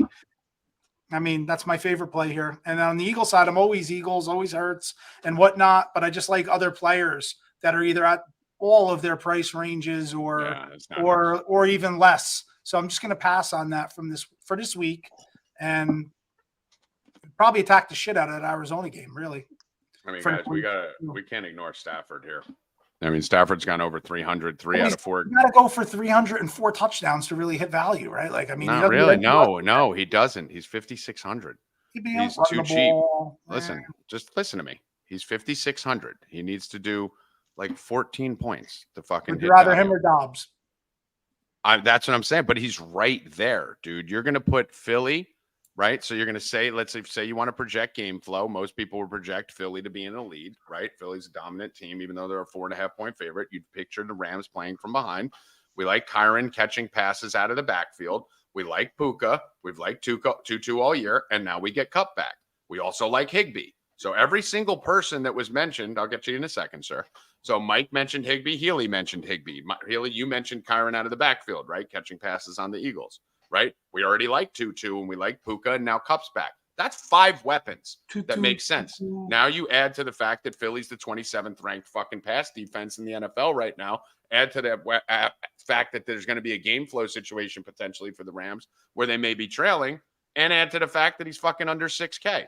Like, yes, I love Josh Dobbs in this spot at 5,200, but is anyone going to be fucking shocked if Josh Dobbs throws for 180 and 1 with 30 rushing yards? Like, so yes, Josh Dobbs can get there. I will get to you. I said it. I see you. So Stafford has the higher floor sub 6K by a lot. Stafford's throwing for 280 to 300 this game. Stafford's getting his security blanket back. Stafford's going to throw for a touchdown or two. I don't even think you need to pair it, Healy. I'll get to you. Relax. Healy, do you think you need to pair Stafford? I think you could play him naked because of his price. Because of his price. Listen to me. Because of his price. All right, Mike, go. Fucking talk. Okay, because it's nonsense because you don't need him. If you think that Stafford's going to go off, you can just play the receiver. So watch this. Stafford, 3 out of 4 games, he threw for over 300 yards. What else do you want? You get the bonus. You get all that. And he puts up 17, 18, 13, and 20. Yeah. So 4X almost. No, but what I'm saying is you don't need to play Stafford to get the equity of the passing game. No, you do because you don't know where the fuck it's going because Kupp's back. You can't. Where is it going, Mike? Is it going to Higbee, Tutu, Kupp, Kyron, or Puka? You don't fucking know. Tutu, Coca, You want to play the receiver? You tell me the receiver. I'll take the field. You pick any receiver. I'll take the field to outperform him. You don't know it's going to Higbee? If Kupp's on the field, it's going to Kupp. Kupp, how do you know? How do you know? I saw him running agility drills. Hold on. How do you know Kupp's not playing 20% of the snaps? You don't fucking know anything in this game. Well, you don't have to play the game, but I ain't playing Stafford. They're a sieve against running back catches. What did you ask Stafford to do? He threw 300 yards 3 times. And now he has another weapon. Points. So I'm saying, what's a good game for Stafford? 300 yards. A good game for Stafford is 350 and 3. All right, let's 3 different receivers. All right, put 319, 334. Without the best receiver in he football. Passed for 334 yards and only scored 17 points. He's got Cooper Kupp. He's a bum. He's got Cooper Kupp. He's a big stiff. So play Kupp. Dude, guys, you're playing Stafford naked if you're playing him, or you're playing him with Higbee. Or you're playing him with Higbee. You're not playing one of these receivers. We don't fucking know. No one in America fucking knows. Anyone who's telling you they know how much Kupp's going to play. You take a naked Stafford. I'm in the middle of a rant. I want to bet you. You take a naked Stafford, I dare you, and give me like somebody else, and I'll bet you head to head. Who? You're Daniel Jones? You wanted to play? I don't even take Daniel. I mean, I don't want to get crazy here. I don't want to get crazy. Exactly. Say what you mean to me, what you say. Let's go. I might consider it, considering his rushing upside, Daniel Jones. Go take his 180 for 50 rushing yards. Stafford, stop. Are you guys fucking nuts? Now I'm playing Stafford on my main lineup. But I'm saying when he even goes for 300, he doesn't even get close to getting there. He hasn't had Cooper Kupp. But he still threw for 330 and he only scored 17. He has no rushing upside. 0. Mike, so I think he's a relevant player. He could throw for 400, dude. Okay, then he'll score 19 points instead of 17. With 3 touchdowns. I'm not playing any quarterbacks anymore unless they run the ball, period, in DFS. Oh, it's got to be a rushing quarterback. That statement, that's fine. But Matthew Stafford without Cooper Kupp, if I would have told you coming into this year, you can't cut me off every sentence. Shut the fuck up. You're saying nonsense. If I told you coming into this year, Trevor, that Matthew Stafford will not have Cooper Kupp the whole season, there's no Woods there anymore. There's no Beckham there anymore. He's going in with Puka Nacua and fucking Tutu Atwell, you would have thought this guy'd be throwing for 210. He's throwing for 300 every game without one of the best receivers in the entire NFL. Now he's going to get the best receiver or one of in the NFL back for fucking even 30, 40% of the snaps. And we're saying we're just going to say he's shit. He's throwing for 300 without him. Sucks. It's not what he's saying. You can't play him naked because he doesn't rush for 30 yards? Yes. That's why you can't play him naked. Yes. You play him naked because you don't know where the ball is because he gets the bonus for throwing for 300 and still scores 17. And my biggest point is he's 5,000. You're missing the whole point, though. If you think that he's going to go off, he needs the receivers to go off with him. So I'm saying he could go 70 yards and wheel it. Yeah, but you could isolate just the pass catchers, right? There's 5 of them. There's hold 5 on, of them. Hold on. You guys, Philly guys, Philly. No one here. No one here has even mentioned the best play in this game, which is starting to piss me off because I know we got to move on soon. The best play in this game, for simple reasons that Tommy mentioned earlier. Well, they just switch off. Well, these motherfuckers just switch off too. Devonta Smith is the highest scoring wide receiver in the game. Period. It's a Devonta Smith game. It's been an AJ Brown game the last 2. Now it's Smith's turn. It's that simple. Squeaky wheel. All right. Haley, anything else you want to add to this before I move on to one of my favorite plays? Not related to the game, but we are going to be having a subscriber free roll this week on both FanDuel and DraftKings. Trevor, put the knife down, you fucking idiot. Nicole Valencia will be dropping the link in the YouTube chat. Trevor, right stop. Now. Trevor, I'm not kidding. Put the fucking knife down. You're too stupid to hold a knife when you're drunk. What was he going to do to that card? Who knows? Give it to me. It's a Zach Wilson card. Stop ripping them up. Put the knife down. Trevor, I'm not fucking with you. Put the knife down. Go punch a wall like a man. Do what I do. Take the sharp weapons out of your hands. Apologies. Can we hear more about Nicole? Go on. No, I was just saying we got a subscriber free roll. So if you're a subscriber, join the DraftKings and or FanDuel League, and the winner will be getting cold hard cash this week. So we're throwing up some cash to the winners. So hop in, compete against the analyst, and good luck. Listen, we see what's going on when they're competing against the analyst in the seasonal league in 4Deep. Oh, Tommy, you're bullshit. 4-0, fucking destroying them. Absolutely. And I get Jonathan Taylor and Cup back this week. That should be good for you guys. Fucking destroying everyone. Let's go to the next game on the board. I'm starting this one. New York Jets versus the Denver Broncos. Please. New York Jets versus the Denver Broncos. Zach Wilson has regained confidence. Zach Wilson looked like a top 5 quarterback in the entire NFL last week. Zach Wilson is back. He's got Aaron Rodgers. I think that helps him a lot. I think he's going to be in a situation where he's going to have bumps. I think he's evolving. I think this is a much better Zach Wilson than we've seen in the past, and I think this is his turn. This is his time to kind of shine. He's under $5,000. Not really a guy that I'm targeting in DFS, but I'm good with a $4,900 Zach Wilson. As Mike said before, you like fucking playing guys who have rushing upside. Zach could go rush you for a touchdown and 30 yards. That can happen. He could throw for 250, throw for a couple touchdowns. I think he has a pretty good game. So I think he's viable. I love the Jets. Mike loves the Jets. It's a favorite bet of the week. I absolutely think the Jets slay. The Jets defense is my number 1 play on the entire slate. 3,100 in this spot is fucking pretty maniacal, especially when you look at the fact that they have kick returning upside with Gibson, and, they could get it on special teams. They can get it, especially if you're playing on DraftKings. They get it in a bunch of different ways. Russell Wilson's a fucking bag of shit. And that Jets defense is going to be out for blood after the comments that Sean Payton made about Hackett.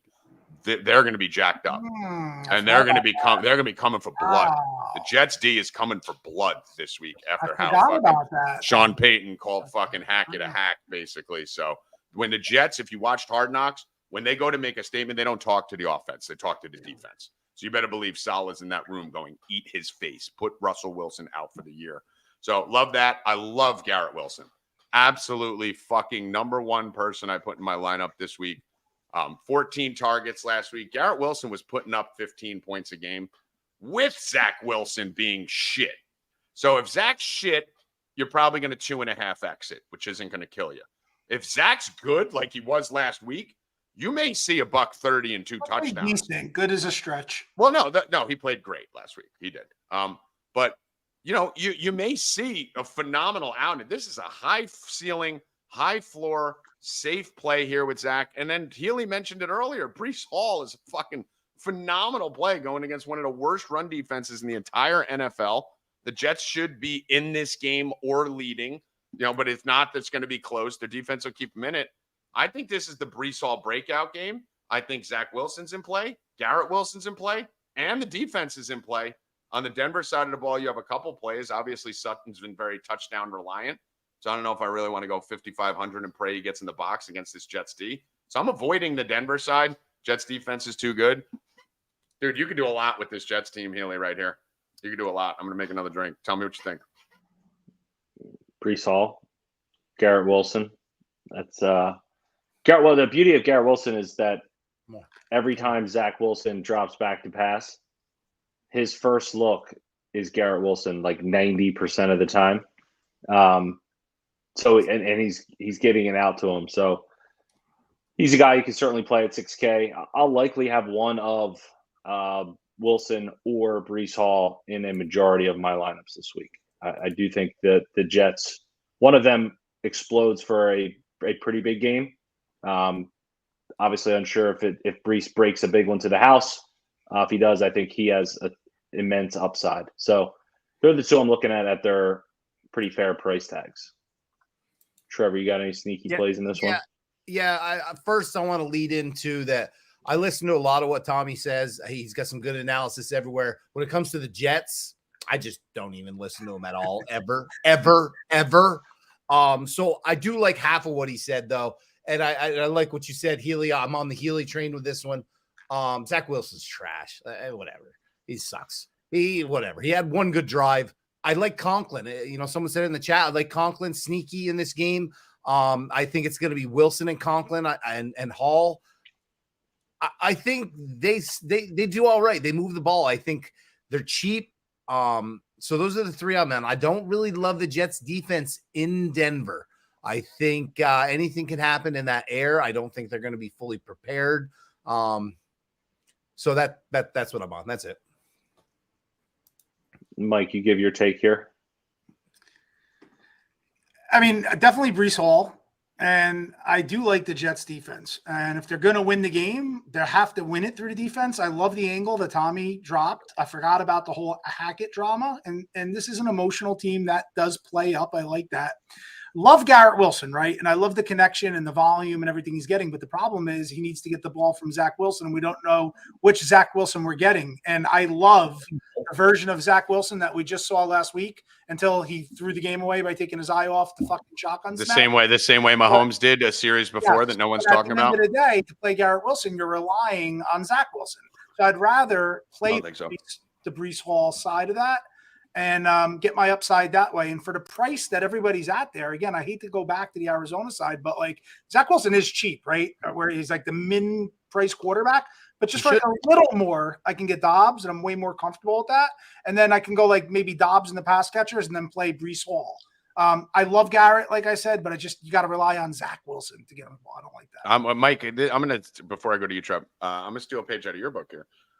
What you like to talk about all the time, where you can say you can absorb all the offense in two players. I think with Garrett Wilson and Breece Hall, you could absorb the whole entire Jets offense with two players right there that are going to cost you literally 5,400 and 6K.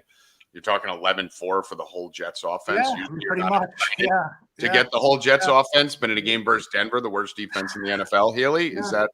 I mean, you say like the whole Jets offense, like we expect them to go out there and hang. That's 30. what I'm saying. But it is Denver, dude. Fucking everyone could do it. Miami scored 70 on them. I think they can. Denver's worst in the league on yards per game against the everything. Second everything. Pass. I mean, what do you think the Jets score here, Healy? I mean, the Jets are going to put up 20 in this game. 9, 12. No. You could see a 17-6. I mean, Nah, Jets scored this week. Zach's coming out party. 9-3, 9-6. 400 total yards, over or under. What? Of offense for the Jets. Total offensive yards, 400. I think it's about a fair expectation. I think we go 250, 150. I mean, Breece Hall can rip off an 80-yard touchdown, so kind of. Listen, I'm just telling you that. You know how high I am on Jets. This screen goes on forever. I don't know if you could see this. This is my Zach Wilson card purchases that there's a million. I threw my phone against the wall. I don't know what's worse, either him or Ritter. I'm buying them all going into this week because this is the week where this is the follow-up week. Some bad investments. I mean, they're all up like 300%. I bought a Zach Who? Wilson card for Who? 140. I bought a Zach Wilson card for $147 in July. That's worth $1,800 right now. Bullshit. You don't know how the card market works. Card market's not like this. The Ritter cards are I still want to up. get in it if I could sell Zach Wilson cards for $1,800. Dude, the second he had a good game, everything shot up. Like people are selling, offering them for that. That's not what I'm going to get for it. But yeah, Trevor, stop it. Just give them to me. Give them out in the chat. It's not cool to damage something you could give to our subscribers. Okay, you could give it to our subscribers in the chat.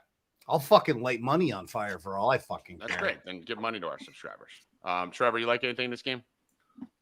Who, the Jets? He already did it. Yeah, I did. No, he did. I was out. Conklin is the guy you didn't mention who I kind of like quite a bit. Yeah, that's a bad play. That's a bad play. I just Googled Zach Wilson cards. There's one for $7,900. Dude, every card, dude, there's Who only the fuck is 32. going to buy a Zach Wilson card? There's only 32 quarterbacks in the NFL. They're all worth money. $1,000 for a Trey Zach Lance Wilson card. There's Are a you $10,000 fucking Trey Lance card out there. Are Yes. you fucking nuts? This is what I'm telling you. I mean, people. Mike, Trevor, people were stop paying damaging cards. I'm not $100,000 for fucking with you right now. videos. Give them out to the I'm sub. not damaging a card. All right, if you're gonna do that, Crazy, just right? do it. Healy? I mean, it's Let's fucking wacky. go. The card market, people don't understand. It's a different game. It's not about like how good the player is. It's about just getting in at the right time. Evidently. Conklin's fine. I mean, I think you have a sneaky little fucking Lazard for under 4K if you want to get weird, but no, it's Brees and Garrett. Big week for the Jets here. We're going to crush it. KC, Minnesota, Healy, going right to you. Biggest game of the weekend. Everyone's going to be all over it. I just built my main lineup. I started it off with I built it as we're doing the show, and Justin Jefferson got in there. I never play Kansas City Chiefs. Billy Pacheco, shockingly, is one of the guys that I like the most in this game. I just like watching him run, and he's under 6K. But I just have a tough time getting to fucking any of the Chiefs ever, and I really never regret it. Like, Mahomes is 8K, Healy, and it's going to get you 25. Like, that's not going to kill me. Kelsey's fucking 7,600. I don't think he's hit value all fucking year, right? 18 is probably his ceiling. The wide receivers you can't figure out. I mean, so it always looks like a 53 points, but I'm fading this fucking game outside of DFS. I'm fading this outside of Jefferson. What are you doing? I'm gonna punt to Mike. I want to hear what he has to say off the bat. Get it, Mike. I mean, all right. Let's see. I have a lineup already with Mahomes, Kelsey, and Rashid Rice. Hold on. Because talking on mute. Tommy was talking on mute. I said the kid we always complains that he wants to talk early. We finally kicked him, and he's like, "Oh, look at my papers." He caught Tommy. No. Obama, is your teleprompter ready, Obama? Yeah. No. I wanted to read my lineup. I have a lineup already with Kelsey, like I said, Mahomes, and Rashid Rice. And the reason why I did it that way is Rice is so cheap, right? So I get the. Here are my notes. What's that? It's just random Ritter yards and stuff I wrote down. Okay. No notes. Fucking all right here, baby. Okay. Mahomes, I mean, like, Mahomes is always Mahomes. I mean, you said earlier, like, what did he do? He's the type of guy that can come in and throw 4 touchdowns to 4 different people, and at 8,200, he's just, for some weird reason, he's like never really owned. I mean, like, I get him and I look at my ownership, it's like 8%, 11% sometimes. Yeah, I get it, but I mean, he's still consistently Pat Mahomes, and I get the Chiefs are having, like, I don't want to say a down year, but like they're sputtering a little bit here. So I thought I got cute and got different by using the Mahomes, Kelsey, and then I threw in Rice for a double stack at like a 3,500 receiver or whatever he is. But obviously that's my Chiefs, side there. And on the Minnesota side, I mean, we're all Justin Jefferson fans. I mean, how can you not be? And I'm a big Hawkinson guy myself. I have Mattison in season long. So I think any of those pieces are all interchangeable and good. Really not much to overtalk on that, Healy. I mean, that's kind of like, the regular parts there. I like Pacheco. I mean, Osborne or Addison, you know what I mean? Like Jefferson, maybe Hawkinson. You know what I'm saying? Mahomes, Kelsey, pick a circus receiver to throw in. So you have a double stack. I mean, that's it. Haley, what are you doing here? Well, I mean, Minnesota is just such a shitty city. They can't really have too many nice things, and they have the Twins right now. So not much going on here for this this football team. But I'm with Mike here. Rashee Rice from a value receiver. It's like playing roulette, as he mentioned. Snap rate kind of continues to come up. He got another bump last week up to 47%. I think if that continues to rise, and when he's on the field, he's actually getting targeted. So there's certainly something there. Mahomes trusts him. He would be the receiver I look to, but Pachenko, as Tommy mentioned, he's my favorite play. This kid's running hard. Catching balls this year, Healy. I am in a lot of leagues. I traded him in one, which I kind of regret, but getting 3 catches a game, 2 catches a game here. He's actually in there. It's not McKinnon that's coming in. That's a big thing for him because he could. I don't know why they weren't thrown to him last year. Yeah, that's what I was going to mention. The whole McKinnon just not. He's sub 5 touches every single game. Mike, yeah, they haven't really turned to him. So I like Pachenko. In terms of the other side of the game, there's obviously you can always play Jefferson as we mentioned, but Madison seems to be he'll be the pass catching back here. Akers, even with the Rams, just more of a traditional runner. So even if his snaps come up from the 20% he saw in that opening game, I expect the Vikings to be trailing in this one. I think Madison will be the back that stays in the game. And then, from an Hockenson standpoint, Chiefs allowing 4th most receptions to the position. We know Hockenson gets a ton of targets to begin with. I'm waiting for his prop to come out, his reception prop. I didn't see it at any book by 4 p.m. earlier today, but that's going to be a prop that I'm likely going to be on this week. Is the Hawkinson's over receptions. Yeah, I like Hockenson here in this spot. I really like Pacheco. I mean, that dude, if you want to get different on your build this week, I mean, the way to do it is to pay up for running back to Bijan. And I think what do you have Bijan at right now, Haley? Because I'm gonna make a call here that's gonna be right. Because there's a difference between people building lineups and what the optimizing the lineups are telling you right now and how you end up, right? About 19%. I mean, dude, Bijan's going to come in your single entries. Because again, this is the when we look at percentages that Healy's looking up, this is mostly optimized MMEs, the Awesomos, the people like that are putting all that stuff out. When you're playing your single entry $500, $5, wherever you're at, people are hand making that lineup, right? Like their first lineup, even the algorithm kids, even the opto kids are hand making kind of their first one, and then they're optimizing out for the other 150. You're going to see a situation here where Bijan Robinson in single entry tournaments is possibly going to come in at single digits on some of these because there is so much opportunity under 6K, right, Healy? And there is Derrick Henry is a guy that I forgot. I love Derrick Henry this week. I didn't even mention him. Why? Because we got Breece Hall at 5,400. We got A-Chain and all those guys at 6,000. We got Madison down there at 57. We got Pacheco at 57. We got Breece Hall, as I just said, at 54. McLaughlin, some people might do that. Go play there. The fucking seasonal darling who put up 20 points last week. He's 5K. There's so much availability under 6,000 that a Bijan Robinson, Derrick Henry lineup, Healy, may come in at 9% each. Right? Yeah, I can see that. What's Derrick Henry looking at right now? 9%. Imagine getting Bijan Robinson and Derrick Henry, who I think most people would say have the 2 highest potential of anyone on the slate to break it at a total combined 18%. It's an interesting build. You can get there pretty easy with a 1-0 Robinson. So just something to think about, something to look at. I'm gonna make that one of my lineups. Bijan Henry. Hockenson 5.5 receptions, Healy. 5.5. Yeah, minus 145. That. Juiced up minus 145. I like that. Yeah, I'll ladder it up to 10. Healy, if you had to guess, let's say there's 1,000 people in a tournament, a single entry tournament. How many of those 1,000 people will have Bijan and Henry as their 2 running back combos this week? 0? Probably 0. Like if I had to guess, that 2. 2 people. Right? Yeah, it's nothing. It's nothing. And would you say that person has the highest upside of running back performance for the week? Nah, probably the person that double stacks the Dolphins running backs. Yeah. All right, cool. But I mean, listen, a couple interesting GPP plays. I'm going to do another article this week for you guys. Did a 2,000-word article. It'll probably be out late. It'll be out Saturday night late. Do that. Trevor, give me your input here on this game. I forgot we didn't go to you. fucking Tay-Tay's gonna be at the game. I mean, we haven't had a difference maker. Is she going yet. to every game? Is this a Tay-Tay's thing? Like gonna she's going be to every there. fucking game? Tay is gonna be there. Kelsey hasn't been a difference maker yet. Ryan Reynolds is from Canada. Blake Lively is hot. Kelsey, You're just saying random people. And a difference maker. He's gonna be a difference maker. Eminem is white. Like, what are you just saying? Random people?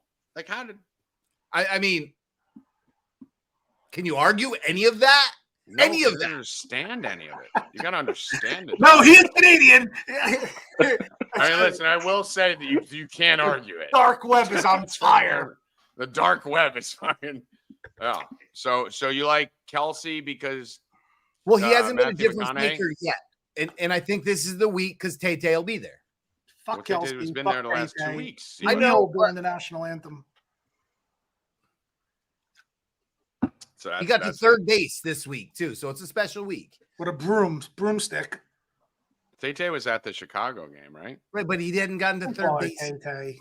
What? Oh no, I've been killing her, Mike. They deleted Yeah, all my but you can't videos. call her that. Ugh. Well, I mean, I don't even call her her. It's a dude. It's a dude in a wig. Oh, But do you know how many yards Henry had the first Taylor Swift game? 69. 126. 69. Yeah. I will make $1,000 bet with anyone in this show right now, and I can't prove it, so it's a fake bet. You might as well accept it. They haven't even kissed. They've never kissed. Yes, When you they look at can't. that couple, can you see them kissing or fucking? Yes, No, at least on the cheek. they're fake. No, they haven't made out even. I'm with Tommy on this one. They're They have not kissed at all. They're At all. It's- Never. This If is you listen to the totally- interview with Kelsey's mom, it was very awkward because when she's like, "Oh, I don't even know if they're dating," like it was very odd the way she they're worded not it, dating. and she was They're- caught off guard with it. And It I was walked very in. I natural. walked in on him when she was jerking him off. Well, you want a conspiracy theory here for a second, Mike. And Healy, if you have to go, do you have to do anything? Yeah. Yeah, if you gotta go, just say your goodbyes. Say your goodbyes. I know you had to go. So say your goodbyes. Give your final. We'll stay on here for a minute with you guys. Yeah. Give your final. Give me 2 or 3 guys you know will be in your lineup this week. Oh shit. Well, I'll leave it with this. My favorite value quarterback, I didn't even get an opportunity to speak on this week. So you'll have to read my article that comes out tomorrow at 4Deep. 4deep.com. Go there. VIP 20% off. Fuck you guys. Sounds Sign good. me. All right, fellas. man. Great show. Well, Good luck you this got to give us weekend. 2 guys from the list that you're going to have in your lineup. We need 1 or 2 guys. Oh, Jesus. I'm the man of the people. They think I hate the people because I make them pay for shit. I make them pay for shit so that we can provide all this content. I can pay Mike and fucking everyone and Healy. But Yeah, I'm so- making sure Healy gives you 2 guys. Go. Wandale Robinson, Okay. Obviously. It's fucking horrible. Horrible. Brees Hall. Oh, dude. Okay. Yeah, we knew that. Okay. Good job, Healy. Go sign up for 4Deep. Get his article. Get out of here. There All you right. go. Later, guys. Me, Goat, and Constantino will keep you busy for a minute. That's Here. fucking amazing. Goat, he's an idiot. That's amazing. Those are amazing.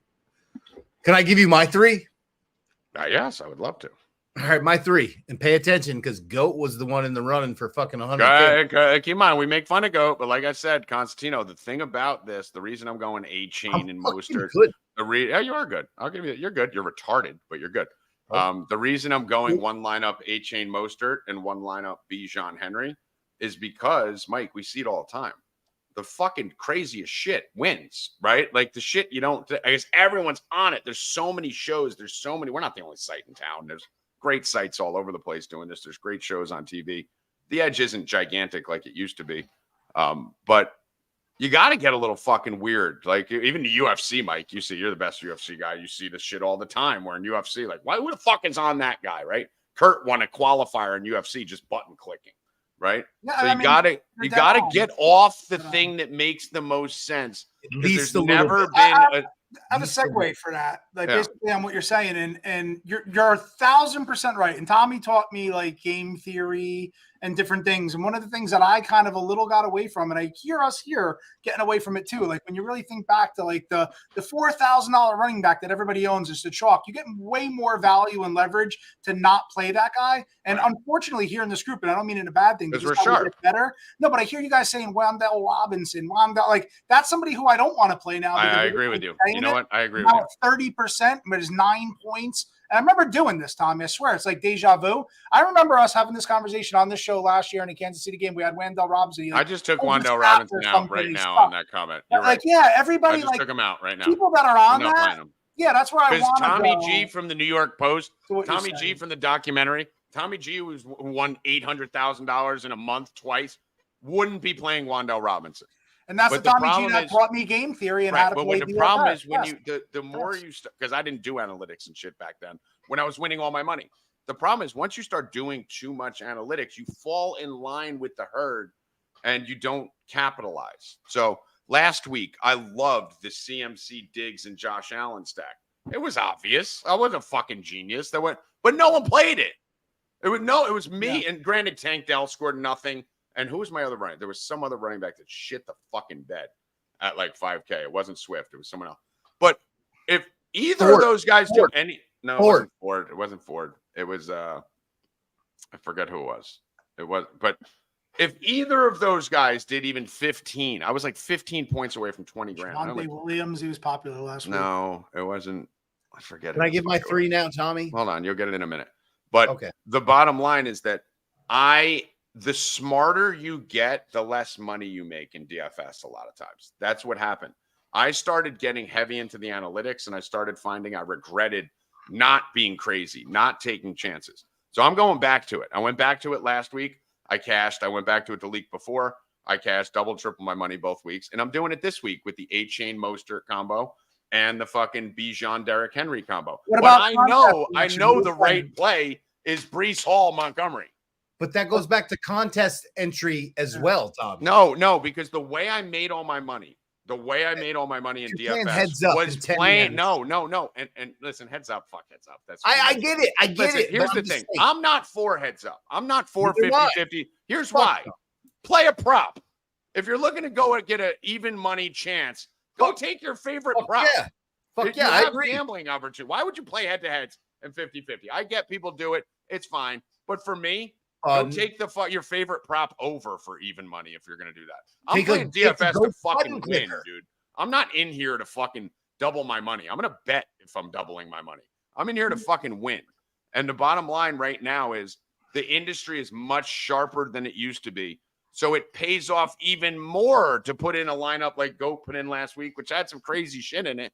But you're not trying to win every week. You're trying to win one. Right now, the lineups this week are Miami running back stack and Bijan Henry. If you're putting 3 lineups, you do one with that, you do one with Bijan Henry, and then you do one with the Montgomery Breece Hall. But Montgomery Breece Hall at fucking 80% combined is not winning you shit. And if Breece Hall goes 6 for 30 like he's been, you're fucked. Like, there's so many good plays across the board right now this week. This is one of my favorite DFS weeks ever, even at quarterback. It's either Lamar or you're going to Dobbs, Zach Wilson, or Stafford. You're either going all the way down to 5K or you're going all the way up. That's why I'm not even looking at Hurts. I'm not looking at Mahomes. Richardson's fine because he's overpriced. He's going to be under owned. But there's so many ways to build sexy lineups this week, Mike. I think the 3 lineups is what I'm building. I'm probably going to go a little heavier than I've been. I haven't been playing as much DFS because this week's sexy as fuck, dude. Build one chalk line. I told you last week. What did I tell you last week? It's on this fucking show. It's on recorded. I'm fading that San Diego game, the Charger game, LA, whatever the fuck they are. Fading it because there's too many people who can do. And what happens? Keenan Allen shits the bed. This person shits the bed. That costs Trevor, right? Say that again. You broke up. The Charger game. Like, I was fading it. Oh, dude. I'm fading it because it's a 50-point total, but there's so many options. Like this Minnesota game, you don't need a piece of this. You don't need a piece of it. I'm telling you. Jefferson's 9K. If he goes for 30, he 3x'd. That's not going to kill you. Madison's got Cam Akers there. He's probably not going to kill you. Cousins, not going to kill you. Mahomes in this game, Yeah, he's awesome. He's probably going to 3X. Any 3X isn't going to kill you. If Mahomes goes for fucking 303 with 20 rushing yards, he scored 27 points, not going to kill you. Kelsey's fucking 7,200, not going to kill you. The wide receivers, Sky Moore, Tony, Rice, they're not going to be high owned. Not going to. You can fade the whole fucking game, guys. Everyone's going to attack the 52 game. There's no obvious play in this game. There's extreme obvious plays in the Jet game. Breece Hall, Garrett Wilson. There's extreme obvious plays in some of these games that you know are going to go off if anything happens right. Stop just running to the 53 totals and getting all the guys in there that are going to be 24% owned. Play the things you know are going to happen. Yeah. So, Tommy, Paul and Boats, I hope you're a hot chick because I love addressing hot chicks better than ugly men. But so I want to talk 3 and 5 entry max. So a lot of it's diversified. Most weeks are diversifying. Last week, because I thought, and as did Tommy, I didn't even see Tommy's article till I spoke to him after lineups were set. That's what I said when you told me you were all in Josh Allen. I'm like, did you read my article? I wrote like a whole page on it. No, I didn't. But that was a specific case where I personally felt he had a huge upside over anyone else on the slate. But typically I diversified my 3 lineups. I play the 3 entry 150 max every week. I diversify my lineups, but if I do feel a player or two has that edge, I will play them in 2 lineups usually. I thought Allen's was so big. I was all in on all 3 of my lineups with Allen this week. That doesn't happen. The article that I wrote last week was basically stating that you have the perfect situation to go up to Josh Allen. None of the other high-priced quarterbacks are locked. Good call. That was a great call. Well, and it wasn't even if you. And I'm not trying to fucking toot my own horn here, but I love. It was an awesome call. But it was literally a page. I wrote a page on Josh Allen, a whole page on it, because the reality of the situation, there's times when you need to strike in DFS, and that was the time. I'm gonna read it right here. A lot of people be taking chances on quarterback this week. Hurts is a huge blowout game. Mahomes is off the slate. Lamar has a bad matchup. Tua has struggled versus the Bills. Cousins is in a game where they win and are facing a team allowing 140 yards per game on the ground, so they could run. That leaves Herbert as the other option, and he's in a great spot. But give me Allen. So it was a timing thing, right? It was the right time to pay up for quarterback because I didn't have much shit to worry about. And everyone's going to look at it this week as this is a 6K running back week, right? Everyone's paying 6K for their running backs. This is the time to go Bijan Henry because everyone's about Henry though on the road against the Colts. I mean, I'm with you on the strategy of it, but like I just don't know if that's the spot for Henry this week. Yeah, that's why. Because listen, doesn't matter who Henry's playing, right? Like he can go $150 and I mean he's that good, yeah, right. And he's probably going to be like Keely said 9%. He's not going to be 9%. There's no one paying for. He's going to be 3%. No one's putting Denver. We didn't even mention him in the game. Did anyone even mention him? No, we didn't even mention him.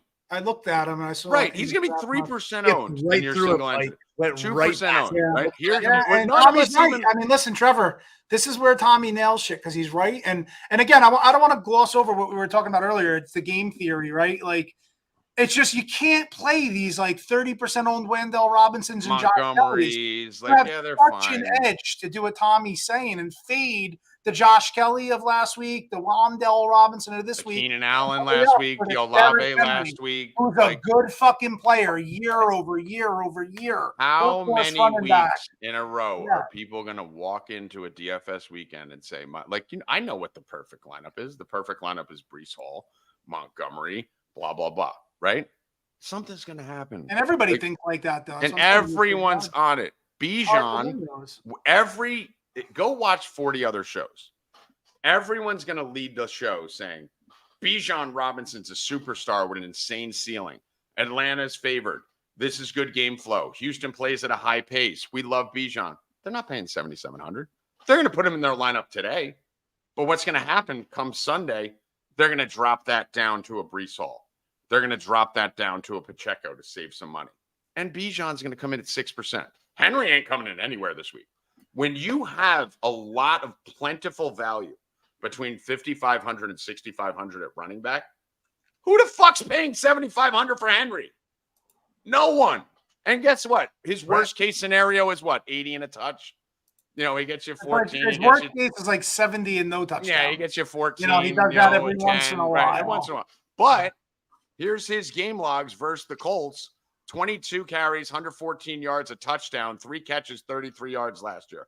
30 carries, 128 yards, 3 catches, 10 yards last year. You go give me 140 and 2 touchdowns out of Henry in this spot at 5%, and you give me 100 rushing and 60 receiving with 2 touchdowns potentially out of Bijan, no one's going to have it. Healy just said 1,000 people in a tournament, 0 people will have the Bijan Henry. You can't just play one of them. You got to play both. So take one lineup, Bijan Henry, one lineup, Miami running back stack, one lineup, Montgomery, Breece Hall. That way you got 3 different weapons you're going at it with. You got your chalk, you got your Miami crazy kind of fun. Right, well, let's do it right now, Tommy. Let's do it right now. I'm building a lineup. I'm starting with Bijan Robinson. Let's see how the prices fall. Let's build it together. I'll build it right now. It's easy. All right. Yeah, let's do it together. So I'm starting right now with Robinson and Henry, and we have 49.71 remaining per average player. I think what we should do from here. Okay. So here, let me walk. And I'm not trying to cut you off. I'm not trying to say it, but this is what I'm going to give you my exact process. That I did when I made all the money in DFS. Okay. So the first thing you're going to do when you put Bijan Robinson and Derrick Henry into your lineup, first thing you're thinking is, okay, there's 2 things that just happened here. One, I have to find some value, right? 2, I can play some chalk because I'm always looking at it from 2 different perspectives. 1, money. 2, I don't want to have chalk guys all across because my 2 running backs are 8% and 8% or 5% and 4% at positions that are going to be 35% and 35%. First thing I do is I go take Wan'Dale Robinson right now and I stick him in my lineup. Whether I like it or not, I go take that 50-40% chalk. It doesn't matter because I'm so contrarian at running back. That's number 1. I also know right now I go to defense because what happens is when you put this in, you look at that 4,900 per player and it scares the shit out of you. Right now you put Wan'Dale in, boom, 3K, eat the chalk there. Don't care. Give me 9. I don't care if he fucking scores 9 or 50. Shut up. Go to my defense. No, I need to get a cheaper defense. Go put the Jets. Shut up. Go put the Jets in 3,100. Now I'm going to go to quarterback.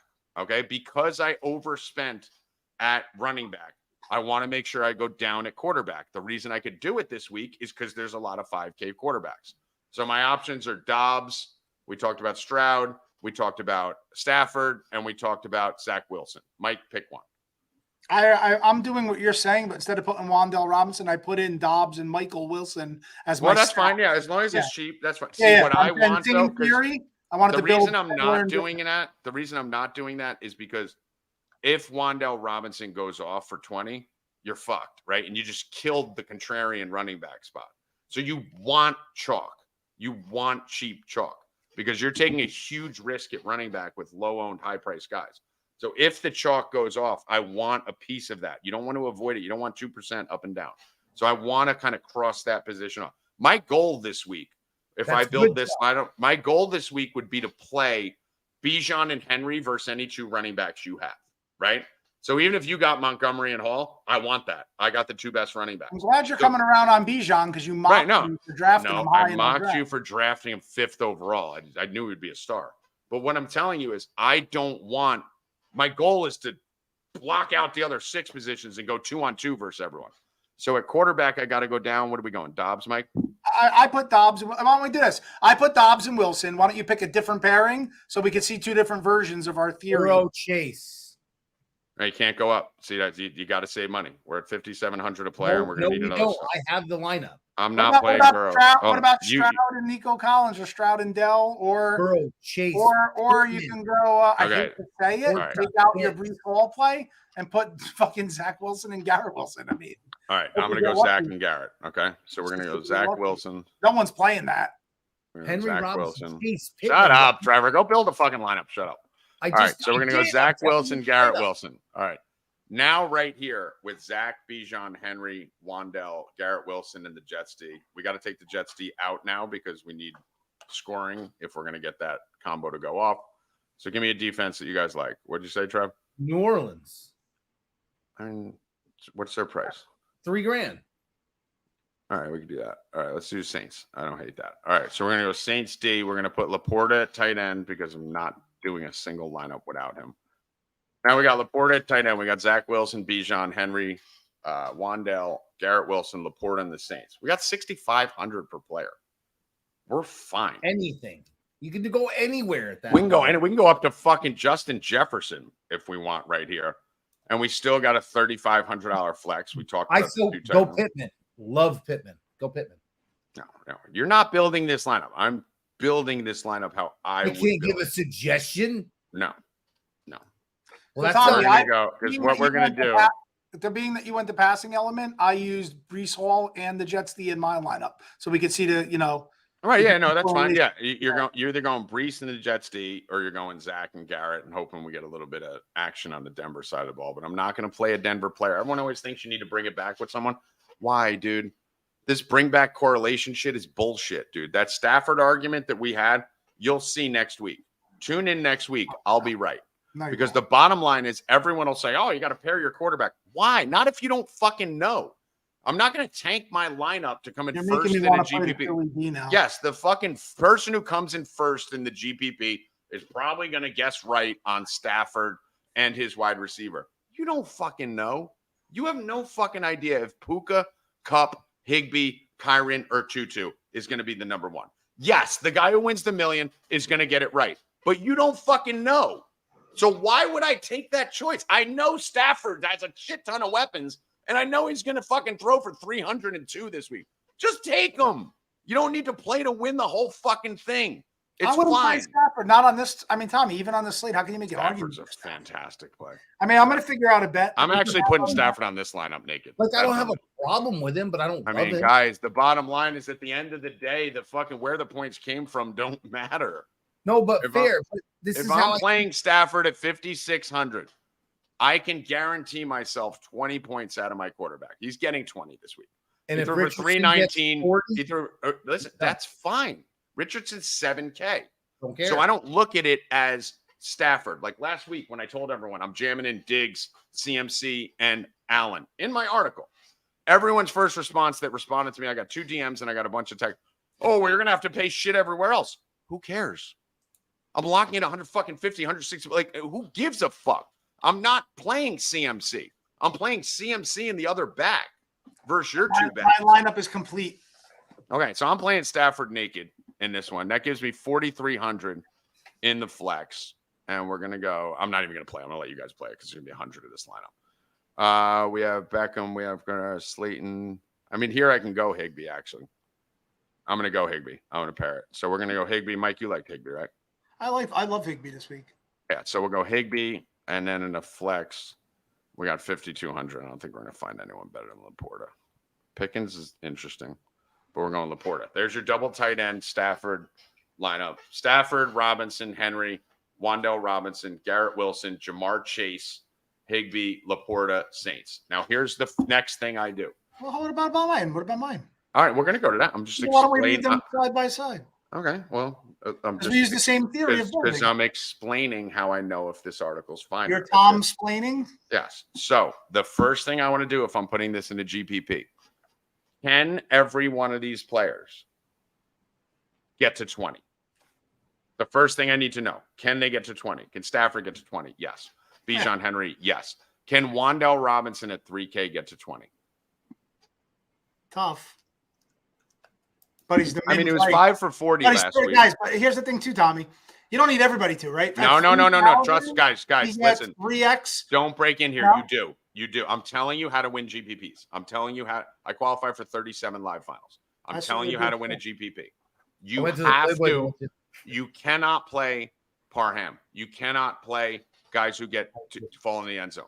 You have to have 20-point upside of every single player in your lineup. You cannot have a guy who can only get to 8. Can Wandell Robinson get into the end zone and can he break it? 6 for 60 or 4 for 70? Can that happen? Anything's possible, but right. which would make him the one guy I may replace. Garrett Wilson, easy. But doesn't it can't? Let me ask some questions. I'm not dominating. I don't want to take back, but at 3,000, though, is what I'm saying. I get what you're saying. Everybody needs to get 20, but he might be the piece that unlocks all the big wigs. But and at 3,000, I mean, you might only need the 12 to 15. That has been the consensus strategy that everyone is doing wrong. Because the reality of the situation is if you're playing to win the million, if you're playing to win a live final seat, if you're playing to come in first, you have to, because some people are going to fail. If you got a guy who's got a $6, how many $3,000 players are projected to hit 20? I'm saying it's but guess what? If you don't play, he has to be able to get there, or I'm fading him. Because the bottom line is, I would rather come down off my defense from New Orleans to a defense that's going to score nothing.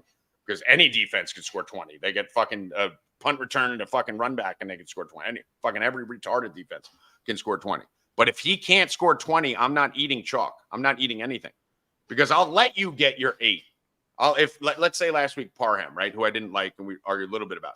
Let's say the tight end I'm never playing him ever, because if he falls into the end zone, he's getting 12. I'd rather play Kyle Pitts in a heartbeat. I'd rather play someone who can score 0 but can get up to 20. If you can't score 20 and you hit your floor, you might score 3 or 4. So if Wandell can only get to 9, 10, never playing him. Why would I play a guy with a 10-point ceiling? Because he's 3K. So why are you playing Wandell here? I am, because I think he can get to 20. I really do. I think he's actually the number 1 wide receiver on the Giants. We hit him live on the Twitter last week. He's just coming back. I really think he's a 7 for 70, 7 for 80 guy with upside. I really do. Yeah, I think he's good. Take a handoff in on the goal line too. They run those little gadget plays with him. He'll get touches all over the field, and he's talented. He's fast. He's good. And if it's not, I think he can get there. Chase, obviously. Higbee's the one I'm worried about, because I don't know if I know it's a nice pairing with Stafford, but I guess he can, right? Like, is Higbee going to, even with the touchdown that's 6, you need 14. Is Higbee 7 for 70? I mean, and the touch? He's traditionally goes for 7 and 7. Like, he gets a lot of there, right? And this is the week to do it against the Eagles, right? Right. If it wasn't the Eagles, I wouldn't touch it. But because it's the Eagles, I could see him. And, the pairing will get me there. Laporta can get there, and the Saints DNED can get there. So my whole lineup can get to 20. Yeah, so look at this.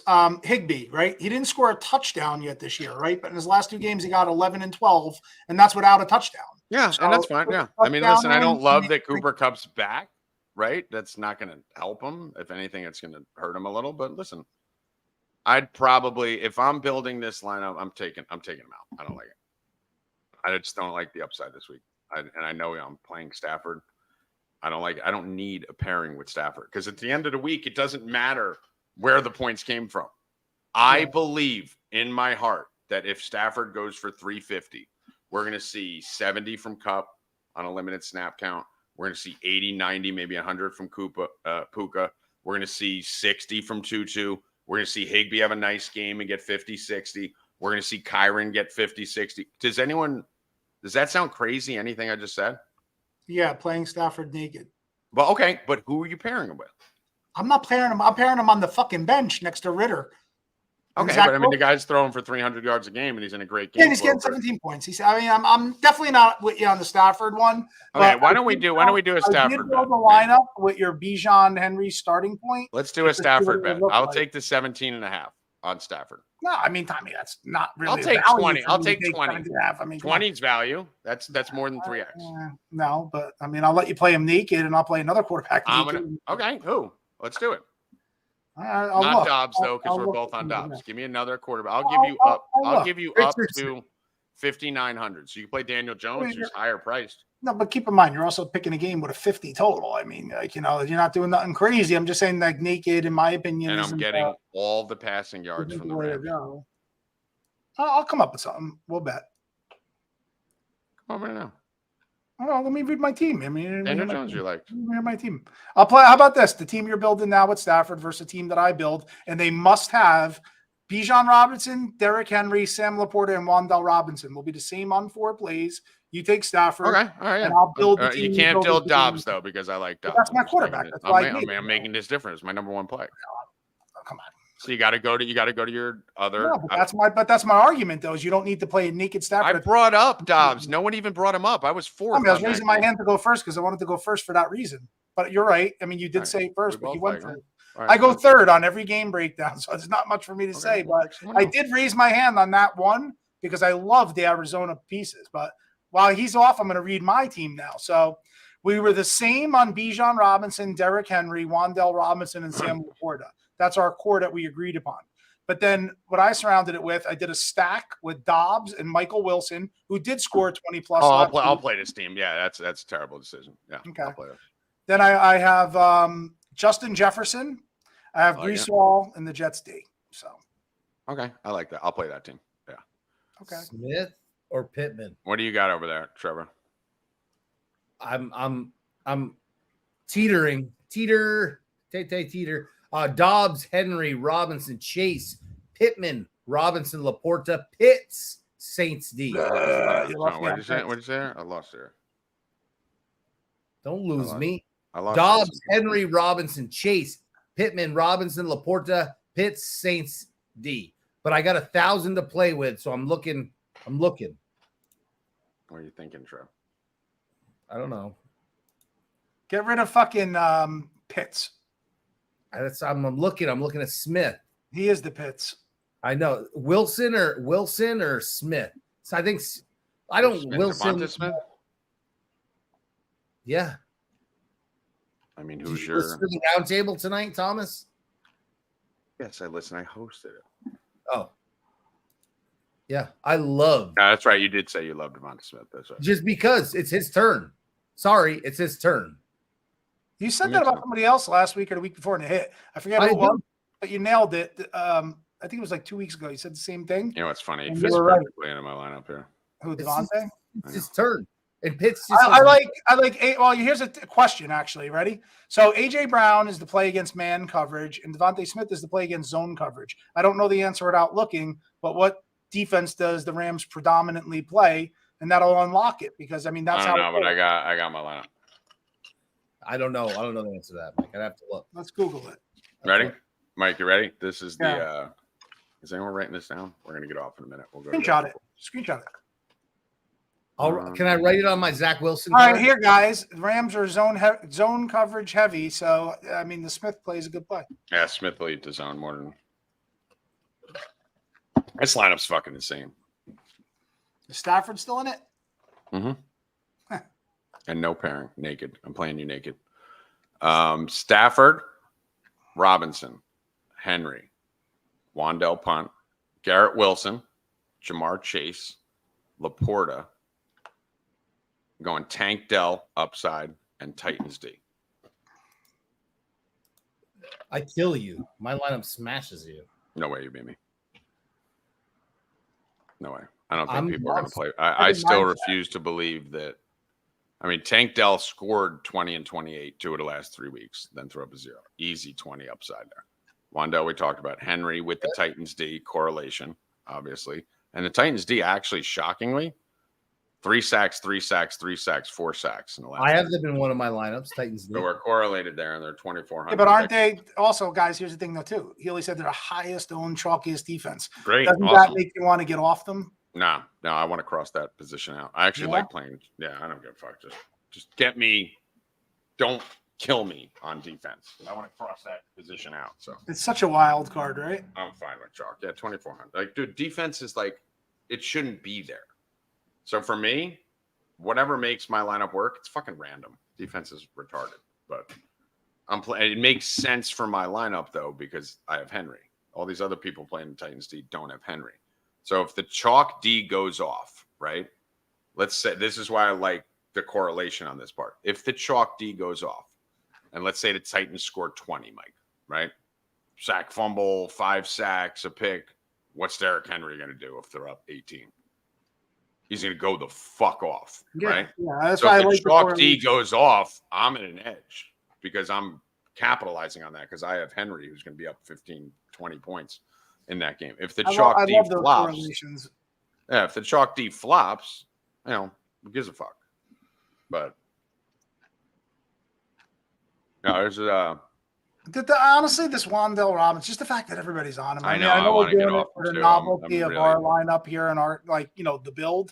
But like in my main lineups, I'm not going to be on them just Yeah. because. Neither. I'm with you guys. I have one lineup with him. One lineup. This lineup will be the only lineup. I'm playing 3 lineups. This will be the only lineup I play him on because I'm so contrarian at Stafford naked, contrarian at Bijan, contrarian at Henry. Chase is probably even contrarian in this. He is. That's why I liked him so much. Yeah, Tank Dell's probably gonna. They could tell me Tank Dell's coming at 18%. He's not after. These are like I told you with McCaffrey last week when they were like, McCaffrey's coming in at 40%. No, he's not, dude. No, he's not. They'll all pull off, come closer to kick. Everyone's going to go up. Touchdown week for Hopkins. Who the fuck is really in a single entry tournament going up to? I mean, you could play Nico Collins, who went absolutely fucking batshit last week and has done it multiple times in the season so far. The first 2 weeks of the season, he was the number 1 guy. You can play Nico Collins at 5,600 or Tank Dell, who just shit all over himself down his leg last week for 48. Who the fuck's not paying up for Nico? I don't buy it. I think Nico's higher. Nico should add more too. I don't know if you saw that play that they I agree with Tom. Dead. People aren't going to pull on that. There's no way they're going to pull on that. A lot of good spots this week. I'll tell you. I mean, there's a lot of good spots. I don't listen. I know you guys all hate the Stafford. I think it's a great spot. It is. Honestly, it's a good spot. But my argument is you just don't need to play Stafford. You could play the pass catchers. And I know you're saying, well, pick one. But then I don't know. Yeah, but by that theory, I'm saying I don't think that like a naked Stafford gets there more than I hate. And I'm with you, Mike. I understand this. And these conversations are good and not having enough in this industry, right? But I'm not playing Stafford to win because of Stafford, right? He's 5,600.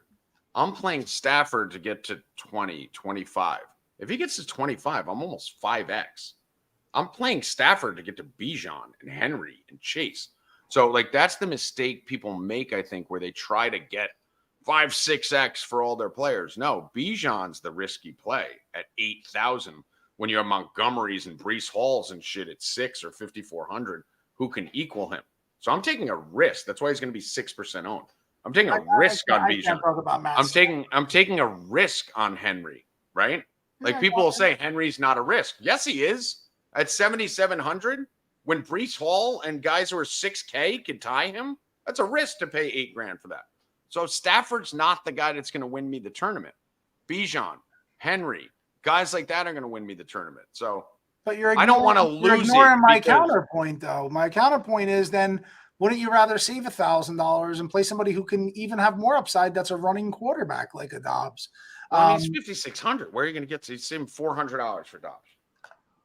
Stafford's 56. Let me pull him up. I don't even look at him. That's how much I think of Stafford. Dude, you got a guy who's thrown 300. Dude, 300 yards is. Put up 17 points on 300, getting the 300. Forget the points. Okay, just look at the yards. All right, so let's project.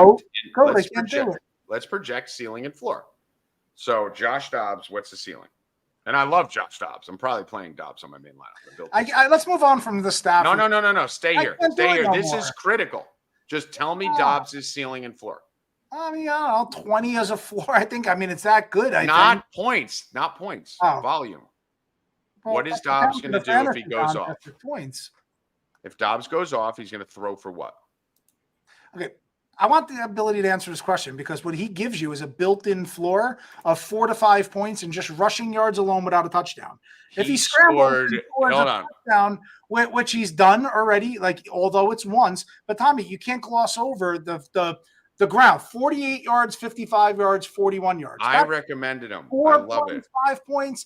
Yeah, but I'm saying that's not there with Stafford. So even if I'm getting 5 points. I'm getting points on the bonus, Mike. Right. Over 300, I'm getting 3 or 4. I told you he passed for over 300 3 times this year. He got 3 bonuses, and he scored 17, 15, and 20. But if I'm getting those 3 bonuses, that's 30 rushing yards.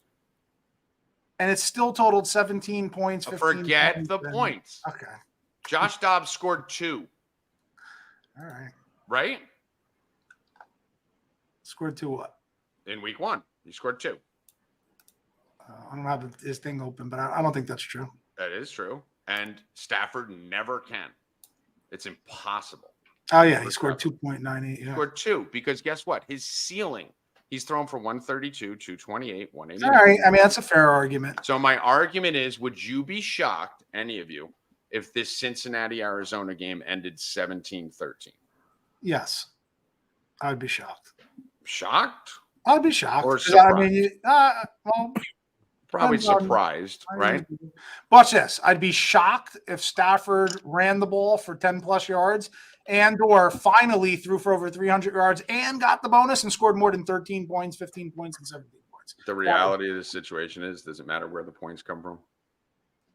If I'm getting 3 points for 300 yards and you're getting 3 points for 30-yard rushing, who the fuck? I'd even rather Stroud over Stafford. Even pay more. I think I'd pay more for Stroud and put him with like Nico Collins rather than Stafford. I got a fucking drink. I'm around. No, I think you guys are nuts. I think Stafford's a lock this week in a game flow. He's in one of the best game flow situations of the entire week. Well, he's in a great spot this week, and I don't want to. Okay, so let me just, because this is important here, because I think Stafford's going for 30, and I think no one's going to play him but us. He's not. He is in the second highest total game. He's not going for 30. That'll bet you. He's not going for 30. He's in the second highest total game on the entire slate. He's not going for 30. He's an underdog at home on the slate. Still going against the Philly defense. He's probably going who's ranked 27th in the NFL in the past, but let's not. He's getting his number one weapon, security blanket, the best receiver. Sure, in football, I'm with you on that. back this week in a game they should be trailing, and he's already thrown for 300 yards 3 times out of 4, and he's going against the top 5, and he's going against his top 5 run defense in the NFL. I'm all Stafford out. I right, can't even hear his name anymore. Let's move this to the Discord so we don't make this a 2.5-hour show. But anyway, this is what we do in the Discord all night till like fucking 4 a.m. So get over to 4Deep. Or we're notoriously arguing it to face to face or on the phone. So and we'll be talking about candy, and Goat will be yelling at his wife to go get him ice or some shit. But hope you guys enjoyed the show. We're going to continue this on over at 4Deep.com. Get over to 4Deep.com, promo code VIP20. We'll be continuing this and more. Going to be doing big shows tournaments, tomorrow. D-Cats. And we're giving cards away. We give money away. We give everything away in there. And we skull fuck everything. So we will have our first Mayhem Mansion show on Sunday. If you guys want to tune in, check out the Stay Cashin' page. Probably start around 11:30. We'll come in here, do some DFS, do some gambling, give some fantasy picks. It'll be fun. We're going to fuck around this week and then go live hardcore next week. Mike Constantino, final words. Arizona, man, they're too cheap. Not just Dobbs. I'm saying all of them, including James Conner. And for the same reason Tommy's saying Derrick Henry, that I do think that James Conner is an equally good play where I just don't think anybody's going to be on him in that spot. So I like him, and I like all the Arizona pieces. I like Montgomery and Laporta. And those are my final words. Trevor. As always, we get emotional. Let's fucking go! All right, boy, Trevor. Nice job. I'm going to probably make this bet with Healy and Scarface. I wish I brought it up on the show. All Stafford needs to do to get to 27 points is 325 and 2 touchdowns. And that happens this week. I can't believe you're still talking about fucking Matt Stafford. I'm all in on Stafford. I can't believe it. I'm actually all in on naked Stafford because of you. You fucked. That's almost as bad as you telling me that last night you binge watched all the Taylor Swift videos because you're a huge fan. Okay. I've never watched Taylor Swift. But time out. Pause game. A headline just came across my MSN. You know when you open up your computer and it says it. I'm literally drinking nothing because I'm dying. Go on. It's a message from LeBron James. You know, we were joking, not joking, but like Kelsey, the manufacturer thing, Pfizer, shill and whatnot, saying to the Kelsey boys, yo, Ohio, you got to get me on your podcast. So now you got like LeBron James, Kelsey, Swift, Pfizer, and kneeling for the national anthem all baked into one. I'll leave more money, man. That's a disaster. All right. Anyone who wants to make Stafford bets, 20+ DK points, come see me. He will go for it. I'm not doing anybody a fucking favor in a 50-point total. With Cup coming back, say 25, Tommy. Say 30. Then I'll take the bets all day. Come on. If he's going to get, if he gets 300 yards, okay, watch this. 300 yards is 12 points.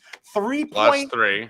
Yeah, 3 point, but that's 15 right there. So if he gets 2 touchdowns on top of that, that's 8. That's 23. I'll bet you Stafford over under at 25. That's fair because he's getting 300+ yards and 2. That's fair. 325. Because that's why I'm telling you not to play him. He has no rushing upside. Right. There's nothing there. He can get 300 yards, and you still want to bet his total at 20. That's what I'm telling you. You're arguing My point. You're looking for You're arguing me my 3x, point. 3.5x. I'll argue all fucking night. If he gets 20, that's more than 3x. It's phenomenal. Tommy's not listening, guys. It's almost 4x. I look for X value on my positions. Trevor, That's insane. go to your dark web and tell me what they're saying about Matt Stafford. Oh, man, you guys gotta are look at fucking that dark retarded. web. You guys are retarded. If he gets, I like 20, when he goes if he early, gets he goes, 23, he's 4x Sam, on his value. from Canada. This one's from there. Tommy goes, are you just saying random facts? Is Benny still here? Has anyone shut great. this down? That was awesome. I don't know. Anyway, let's try. Good luck. Stay cash, motherfuckers. Let's go. I don't think it shuts off.